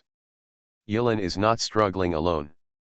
If this eyeball monster comes from the same place, or even the same existence, as the evil god who invaded the world of Auranos and destroyed Xiao's world, then Yilin is extremely familiar with the attack mode of the eyeball monster. The same monster cannot use the same moves to defeat an engineer, magician, or archmage with profound knowledge. So, Yilin won. As she fell, Yilin felt a sharp sting between her eyebrows. Waves of dizziness came over me silently. That move freedom technique, Annihilation Crimson, almost exhausted Yilin's huge magic power reserve, and it also contained a burst of magic power contained in a complete command spell. This consumption is so terrifying. But the result is worthy of such consumption. After the eyeball monster died, countless monsters in the sky fell to the ground one after another. If anyone observes carefully, they will find that almost all of the fallen monsters have an eyeball on their body. The death of the eyeball monster is like a signal, causing the corresponding monster to lose the ability to move at the same time. Yilin realized it. There is some strange connection between elite monsters and ordinary monsters. Those monsters are endless and endless to kill. But as long as the 4 elite monsters are destroyed, maybe we can win. Hit someone in the face first, kill monsters first, kill the boss. This is a good saying, the ancients are honest and don't bully me. With a flick of the Supreme Mage's wrist, the cloaked master automatically broke away from the Supreme Mage's back and caught Yilin in mid-air as she fell straight down. Thank you, Mr. Cloak. Yilin covered her head, gasping for air, patting the red cloak under her buttocks, and asked casually, do you want to follow me in the future? Mr. Cloak curled up a friendly middle finger. You are weak. The Supreme Mage flew over, looked at Yilin who was overconsumed, curled his lips, and let out a contemptuous sneer. Handle, how much longer? Everything happened in a flash of lightning. Ruth and the Queen's Dewdrop's fearless sacrifice bought Yilin time to kill the eyeball monster with one move. 56 seconds. Yilin glanced at Thor Tesla. The other party is ready to make a move. He was cut in half by the eyeball monster's death ray. But at this moment, more electricity was flowing through both halves of his body, and he was using it to heal. Tesla, the god of thunder, can be said to be the most terrifying black heroic spirit except for Unogatsuma of 330. At this moment, in this state, he is almost invincible and almost immortal. As long as thunder and lightning exist in nature, he can continue to strike. In a hurry. Yilin and the Supreme Mage exchanged a look. They are not close friends, nor can they be said to be on the same page. But at this moment, with a brief eye contact, the Supreme Mage and Yilin understood each other's thoughts at the same time. In 56 seconds, they will face the deadly threat posed by Thor Tesla again. The Supreme Mage remained silent. He nodded and smiled at Yilin. Yilin understood. Next. Bone Dragon. After Yilin instantly kills the eyeball monster. The Bone Dragon, Steel Armor, and Rot Monster notice the death of the eyeball monster. The monsters in the sky were like a black tide, rushing towards the small few people. So far, there are no words that can describe the horror of this scene. The overwhelming monsters can't be seen to the end. The remaining 3 elite monsters were surrounded by alien beasts like a dark cloud, protecting them in the center. No one has time to remember Ruth's fearless sacrifice. The reunion with the missing people is like a brief encounter after the rain. When the wind stops and the rain stops, everything becomes calm. Only a faint ripple was left deep in Yilin's heart. This time, let us open the way. Adeng and Xiao may control their respective armors. Adeng is the engineer tiger who controls the strike furious tiger. Gayajiamaimi is a caring little cotton padded jacket who controls the wandering dire armor. The two rushed forward. They are like two sharp swords, rushing into the black tide. The screams of alien beasts, the sound of flesh and bones hitting the steel plate, the roar of the turbocharger, the overclocking of the engine, all kinds of sounds converge into a magnificent war song. Go ahead. Gayajiamaimi controls the night dire, but her mechanical mace is crowded by hundreds of monsters and can no longer be swung. She just numbly held the mace in front of her body, borrowed the power of the night dire's jet, and charged fearlessly in the dark flesh and blood. Go ahead. The crystal pattern array engraved on the body of Strike, Raging Tiger once again burst into dazzling light. A series of buffs were applied to the steam mecha, and Aiden used the power of science to fire another shot at the beast herd. This shot was fired vigorously, filled with smoke, and made waves. Countless alien beasts, under the power of this cannon, were completely bombarded into falling pieces of rotten meat. A path has been cleared. That bone dragon obviously possesses considerable wisdom. It's seen. This group of tiny humans want to join forces to chop it up. But so what if you see it? Want to give you an award for your efforts? This is a war of aggression. The reason why they came to this world is to win and win paradise. The tiny human being took the initiative to attack, which was exactly what the bone dragon wanted. The bone dragon suddenly spread its wings, and two rugged bone wings spread out in the sky. On the bone wings, strange green phosphorus fire flashed.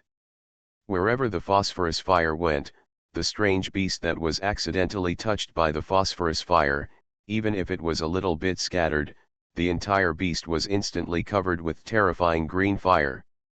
A moment later, the perfectly good beast was burned into bones of different shapes by the phosphorus fire. In the blink of an eye, the sky is filled with phosphorus fire. Several people's faces were illuminated by a large expanse of phosphorescent light, a faint and miserable green. So green. No. What a terrible phosphorus fire. When Yilin saw this, his pupils shrank. He originally thought that this bone dragon was a bit cruel and would not even spare his own monsters. But the next scene shocked and frightened several people. The alien beasts that were burned into dense skeletons did not fall with death. But, it started to get wild again. They have lost their vocal cords. Vocal organ lost. Only the skeleton remains. When they used their skeletal bodies to madly launch a suicide attack in front of the assault arrow, there was no more unnecessary sound.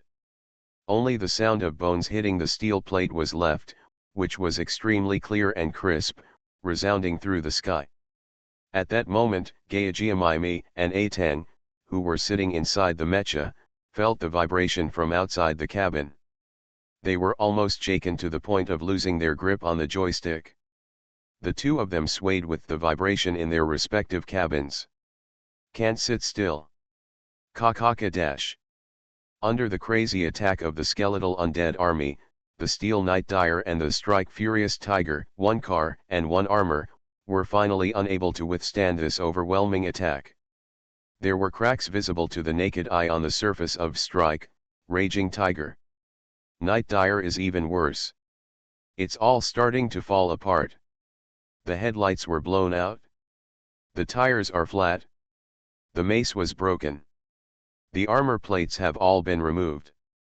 Miserable. It hurts. Night Dire, no misfortune.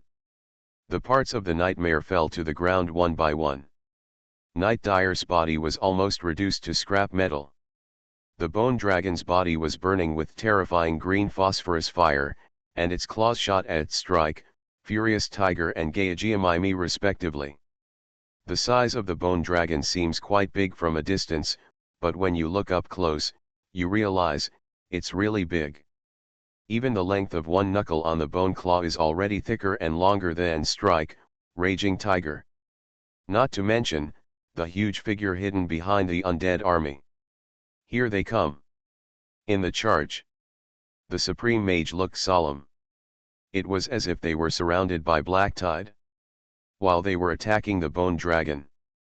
The other two, the steel armor and the rot monster, crossed the sky at extremely fast speeds and launched a mighty siege from behind Yulin and others. The overwhelming monsters were as densely packed as a sea, while Yulin and the others were like grains of sand in the sea. Rincon, it's so nice to meet you. Up in the air. Gaiajiamaimi took the initiative to meet the huge nail. The bone dragon's nails penetrated Gaiajiamaimi's body. She was penetrated again. The difference is that in Kanzaki City, Gaiajiamaimi was forced to do so, but this time, she took the initiative to meet the bone dragon's bone claws. Everything happened so fast. Yulin couldn't stop it at all. Gaiajiamaimi rushed out without hesitation.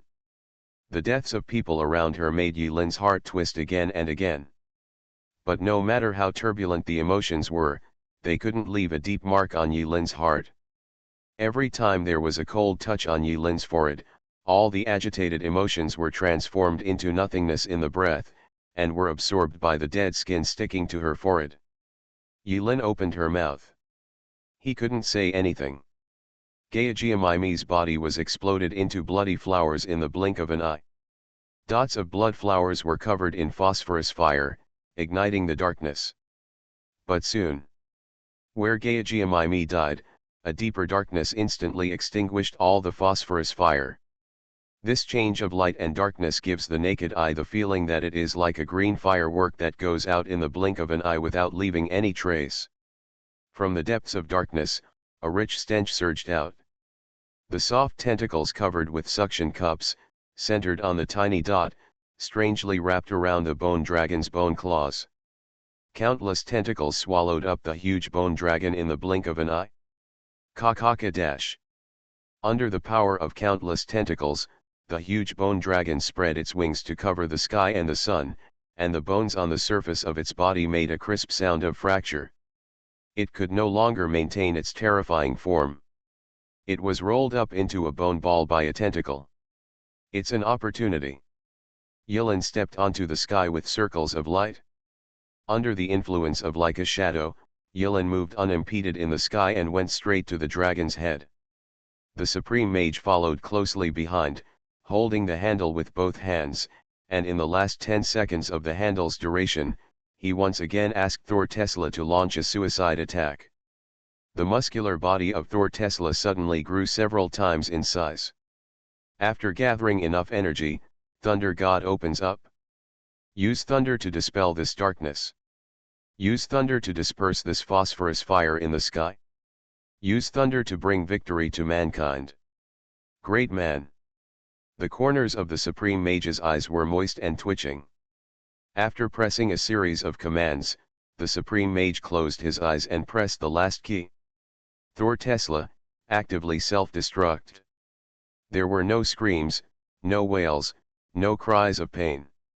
Tesla, the god of thunder, truly became a heroic spirit, a heroic and heroic spirit. Thunder light filled the sky, raging in front of the bone dragon. Gaiajiamaimi used her last strength to control the bone dragon, and the Supreme Mage cleverly launched the self-destruction move of Thor Tesla, killing the heroic spirits and alien elite monsters together. Yulin came into the air and wanted to hit the target. This time, Yulin did not burn the remaining 2 command spells, but chose to use the most common method, taking out the pistol and charging up in advance.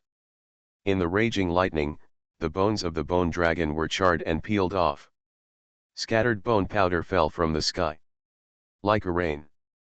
As soon as the bone dragon died, the undead bone army connected to it stopped all movements for an instant and fell to the ground at the same time. The city of Uruk is protected by a barrier and covered with a thick layer of blood and bone powder. From a distance, it looks like a lonely tomb. On the entire Tiangong continent, there has been a lot of fighting, and there is no longer an inch of intact land. Every inch of the land is filled with blood and flesh, corpses and bones, killing and mourning. Died. Yulin saw the undead army around him falling to the ground and breathed a sigh of relief. But then, Yulin lifted it up in one breath. When Yulin and others joined forces to kill the bone dragon, the last two elite monsters, the steel armor and the rot monster, came. I saw steel armor, and there was a steel cloud under my feet. All the metal weapons on the ground were attracted by the steel armor, and they floated up from the ground and converged on the steel armor. The rot monster had a disgusting smell all over its body. Around it, the vast herd of beasts, under the influence of the rot monster, began to fester and ooze pus on their body surfaces. The pus dripped onto the ground, and wherever it fell, all corpses, bones, and soil were corroded into pieces of terrifying white mist by the dripping pus. Gilgamesh isn't done yet. Faced with the flanking attack of two supergiant elite monsters, Yulin was extremely anxious. He has seen the dawn of victory. Among them, the most critical one is the outcome between Gilgamesh and Yuno-Gautama. If Gilgamesh's noble phantasm can really restrain my wife Yuno's divine nature, then this vigorous world-destroying battle. Maybe, we can win. We can win. Yulin's eyes penetrated the battlefield. Looking at the herd of beasts, a burning desire to fight arose. Infinity Throne. Author, by Yi Shueshi. Chapter 765. Can you still use that move? Facing the tide of hungry and thirsty monsters like wolves and tigers. The Supreme Mage asked with a straight face. Not sure. Yulin answered honestly. The feeling just now can really be called an epiphany. But after that feeling went away, Yulin was not sure whether to try Freedom Method Annihilation Crimson again. Among them, the most critical thing is the bite of annihilation. Yulin is not 100% sure of triggering annihilation. There is a certain chance that if you cut with this hand's sword, a command spell will be wasted in vain, and it will not be able to use its due power. The Supreme Mage nodded. Yulin's answer seemed unsurprising. He thought to himself, if you really want to be that awesome, that would be a little outrageous. Even if Yulin didn't say anything, the Supreme Mage would still know. That move consumes a lot of energy. Yulin used up all his original magic power and added a command spell to display that move. It is equivalent to the result of 1 + 1 being greater than 2. But now Yulin's own magic power has been drained. He still has 2 command seals left. It's a pity that Gu Tianqing is gone. Now that Yulin has some free time, she begins to miss Gu Tianqing's goodness and his wonderfulness. If he is still alive, a buff hits Yulin's head, causing Yulin's luck to reach the lower limit again. Then Yulin might be able to overturn this battlefield with her single power. Now. At the moment. In this sky, the only remaining humans and heroic spirits are Yulin, Adeng, and the Supreme Mage. The lonely 3 people face the remaining 500,000 strange beasts. This tragic scene is unforgettable. What is the concept of 500,000 monsters? In medieval Europe, a war that could be called an epic would be spectacular if a regiment of thousands of people fought in it. Reaching the level of 10,000 people, the mountains and plains are crowded with people. The power of an individual is so insignificant in a battlefield of 10,000 people that it is not worth mentioning. But now, the number of monsters in front of me is simply impossible to estimate. Millions, just based on feeling, a few loneliness. The true magnitude of the monster is likely to far exceed this number. If Yulin hadn't borrowed Gilgamesh's holy grail to summon Aiden and other 7 heroic spirits, Yulin would have been buried by the monster long ago. To put it bluntly, a beast could drown him with just a drop of spit. As for retirement, Yulin had no such plans. There is no way. When the world is devastated, where can he retreat to? There is nowhere to retreat. There is no escape. At this time, Xia, where are you? The 3 lonely people kept dodging in the air. They were making a strategic retreat, trying to find a way to break out of the siege of the herd. But obviously, there are too many monsters, and it is only a matter of time before they are pounced on and eaten alive by a group of monsters. At this time, the drooping purple curly hair of the Supreme Mage regained its luster. When he controlled the Thunder God Tesla to kill everyone with the help of an ordinary remote control, the Supreme Mage recovered a lot of magic power. Master Shinx arises again. No one can dare to say that he is weak when he is rising, not even Ancient One. The Supreme Mage suddenly stretched out a palm and slapped Yulin on the chest. The two successfully entered a state of soul communication. It's called soul intercourse for short. At this moment, in the sky and on the earth, in all directions, the movements of all monsters suddenly stopped. As time paused, the two looked at each other. Supreme Mage, it would be great if I could still have the time stone now. I can find a glimmer of hope for you in the midst of millions of deaths. Yulin was silent. The Supreme Mage looked at the silent Yulin and suddenly smiled. I thought you were depressed and desperate. I seem to have thought wrong. In fact, you have already discovered the real way to survive, right? Yulin remained silent. I know you too well, farmer. The reason why you don't want to say it is because you clearly know this way of life, but you are unwilling to do it. Yulin shook his head, with deep helplessness in his eyes. There is no question of whether you are willing or not, only whether it is worth it. Sometimes sacrifice is inevitable. I know. Yulin nodded. Farmer, my dear friend, the Supreme Mage habitually raised an index finger, but he quickly pressed down the damn finger with his other hand with a dark face. He thought this posture was handsome, but it was too useless. A superhero was once crippled because of this finger. The Supreme Mage calmed down and continued, there is an old proverb in the East, there is no endless meal in the world. Yulin. Could it be that the Master is trying to say, that all feasts in the world must come to an end? There is indeed something wrong with Western textbooks. The Supreme Mage didn't feel there was anything wrong with his description. He smiled and said, it's time to say goodbye. Yulin nodded, that's enough. Before I leave, let me do one last thing for you. Thank you, sincerely. Goodbye, farmer. Goodbye, mage. The soul-to-soul relationship between the two came to an abrupt end. When time flows again. When their souls return to their respective bodies. No more goodbyes, no more sadness, no more regrets. The Supreme Mage and Yulin flew towards the steel ruins in tacit agreement. That steel armor and the steel ruins beneath its feet were like a floating continent. As the two people approached quickly, it jerked its feet, and weapons, like cannonballs, were fired at the two people crazily. The face of anger, the body of 10 deaths. Faced with such an intensive attack, Yulin did not dare to say that he could completely deflect, and immediately activated his best life-saving skill. A faint shadow flashed behind Yulin. For a short period of time, Yulin will be immune to 10 fatal attacks. This is Yulin's greatest life-saving skill. He opens at this moment, at this moment, at this place. Do it. The Supreme Mage and Yulin clapped their palms forward at the same time. Under the power of the two men's spells, the space was split into countless fragments. In the divided space, the weapons that attacked the two of them were well aimed, but suddenly they turned into a few blind cannonballs, raging everywhere in the divided kaleidoscope space. The irregular space vibrates wildly.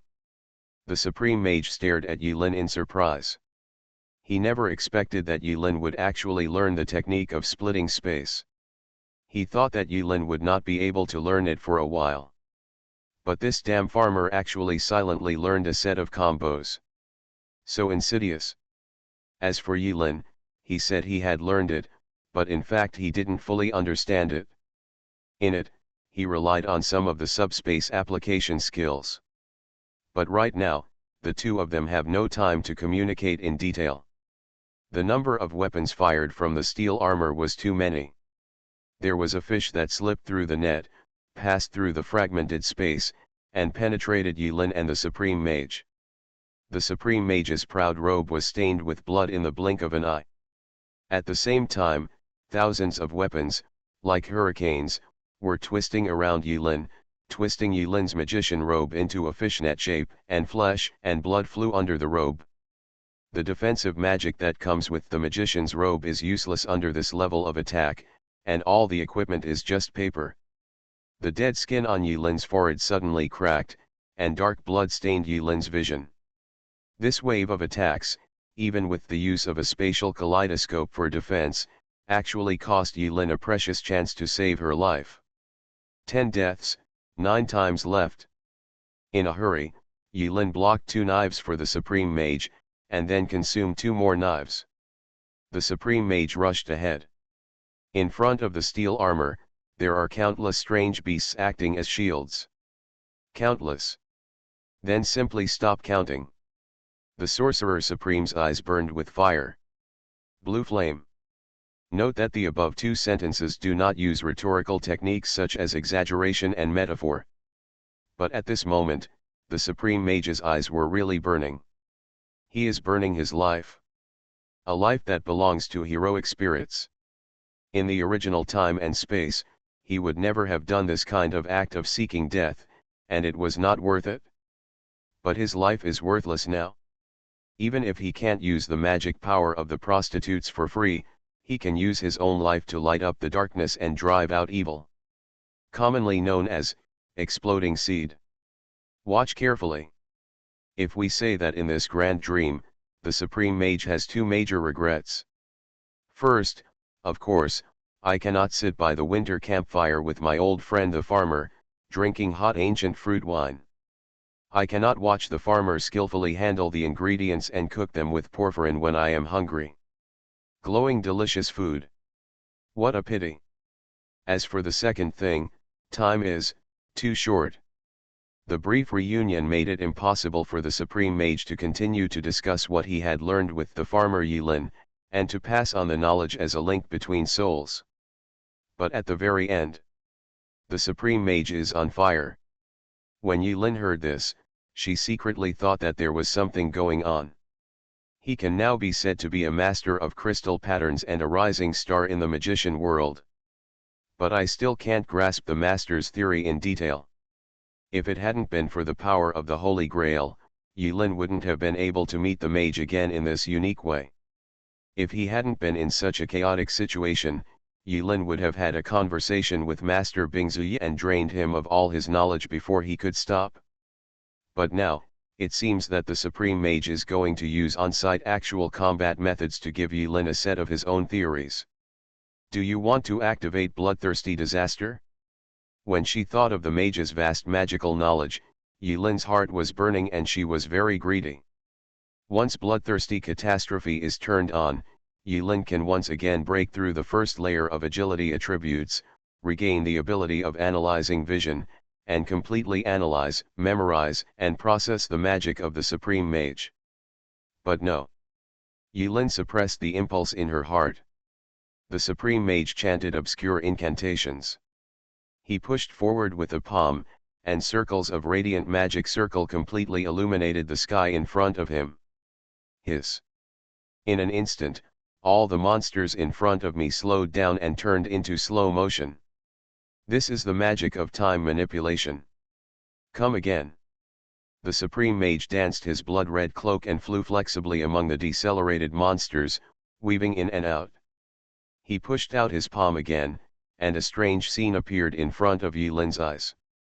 Snowflakes were flying all over the sky, and all the monsters that touched the snowflakes were like fragile glass, silently shattering. The broken monsters did not have flesh and blood separated and bloody scenes as imagined. The moment their corpses touched the magical light, they were decomposed into dancing snowflakes, falling to the ground in a flourishing manner. Beads of sweat covered the Supreme Mage's face, and he looked extremely weak. The power of his magic is terrifying, but these are magics that can be called gods. If he releases them in a human body, he will bear an unimaginable price for Yulin. What Yulin doesn't know is Even if the Supreme Mage is in a missing body at the moment, he will not feel bad if he dies. But once he reaches a higher level and performs this level of magic, he will be languid when he wakes up from a deep sleep in another time and space, as if he had a tired and beautiful dream, in which he was completely exhausted. Death will not die, but a year and a half in vain is unavoidable. There is a rot monster chasing behind him. The sky is surrounded by beasts. Aden was alone, driving a shabby steam mecha, and resisted in a desperate situation. One by one, magical magic appeared in the hands of the Supreme Mage. The herd is either decomposed, twisted, burned, or frozen. Yilin called him a good guy. It was really fun to watch this time. The Supreme Mage cleared a bright blue sky at every turn. The Supreme Mage charged forward with one person's power. Yilin behind the double blocked everything, and finally came to the near side of the steel armor. Yilin has been observing the movements of the Supreme Mage. He was surprised and amazed. Compared with the performance of the Supreme Mage at this moment when he fought against the White Hand army in Gugu Town, although it cannot be said to be the same as the sky and the earth, it can definitely be called the same place. It has been raised to a higher level, and it can be said to be horrible. The Supreme Mage, in a human body, easily penetrates into the depths of the beasts. An ominous red glow floated on the countless sword blades. The steel armor finally moved. It raised its head without saying a word. The countless weapons shrouded in blood-colored light and exuding a chilling aura formed a huge drill and charged towards the Supreme Mage. Does the mage want to use his face to receive this move? Yilin was shocked when she saw the Supreme Mage rushing forward with his face. At this time, the Supreme Mage was almost done with his performance, and finally made a move that was very familiar to Yilin. Circle. With the Supreme Mage as the center, a huge portal suddenly covered the steel armor from top to bottom. The portal opened and closed, and in the blink of an eye, the Supreme Mage, bloody blades, steel ruins, and steel armor disappeared in front of Yilin. The Supreme Mage has left. Gone. Yilin, who had been prepared in her heart for a long time, couldn't help but feel a sense of loss after parting with her old friend. But at this moment, he still firmly believed that such an awesome Supreme Mage must still be living in a corner outside the world. No need to grieve, no need to sigh. The goodbye that Yilin and the Supreme Mage said to each other did not mean farewell. But one day, we will meet again. Similarly, it's time to say goodbye to my most proud student. Aden, who had been behind Yilin and the Supreme Mage, blocking the tide of beasts for the two, abandoned his precious steam mecha that was completely scrapped and floated into the air. He glanced at it from afar. His body has long since decayed. The foul smell spread inside his body. In front of him was the rotten flesh monster that looked like a pile of countless rotting corpses. That monster was extremely terrifying. Even if Aden was close, his body could no longer bear it before he was beaten. My student, Aden's body began to become ethereal, his whole body shrouded in a layer of soft white light. He closed his eyes with a kind smile on his face. We must always remember that knowledge is the treasure we pursue all our lives. Only knowledge is the great sword that shatters the night. Only science can make we see the dawn. I am honored to be your missing. Don't forget, you are our light of hope. A pure white roulette wheel with a diameter of 100 meters appeared behind Aden. There were many kinds of indecipherable characters written on that roulette wheel. There are many complicated textures densely engraved on the wheel, and the light is flowing, making it difficult to look away. 5 scholars, 4 men and 1 woman, wearing engineer robes, appeared from the wheel. The woman's face seemed vaguely familiar. The dean's wife? At this moment, Aden opened his most powerful treasure, but it could only be used once. Final lesson: Temple of Knowledge. Grade A+. Type versus Noble Phantasm of Ignorance. Valid range 199. Maximum capture 999 people. Come to class quickly. Shabai. A den roared righteously at that piece of rotten meat with no IQ. Sometime. Somewhere. Somewhere. This is a strange land. A world of colors. The colorful colors may gather or disperse, and they are constantly changing. In this strange world, there is no distinction between heaven and earth, no difference in time, no people, and no creatures. There is only darkness in the depths and chaos in front of you. A huge portal appeared out of thin air. Steel armor and countless weapons appeared from behind the portal. It raised its head silently, and the colorful colors cast a blur of reflection on the armor. The portal suddenly shook violently, and the Supreme Mage was just halfway out when half of his body was cut off by the portal that quickly closed during the shaking. But at this moment, the Supreme Mage was facing the colorful dark void, vomiting blood, and laughing heartily, looking like a fool from happiness. Oh, are you surprised? Are you surprised? I'm back again.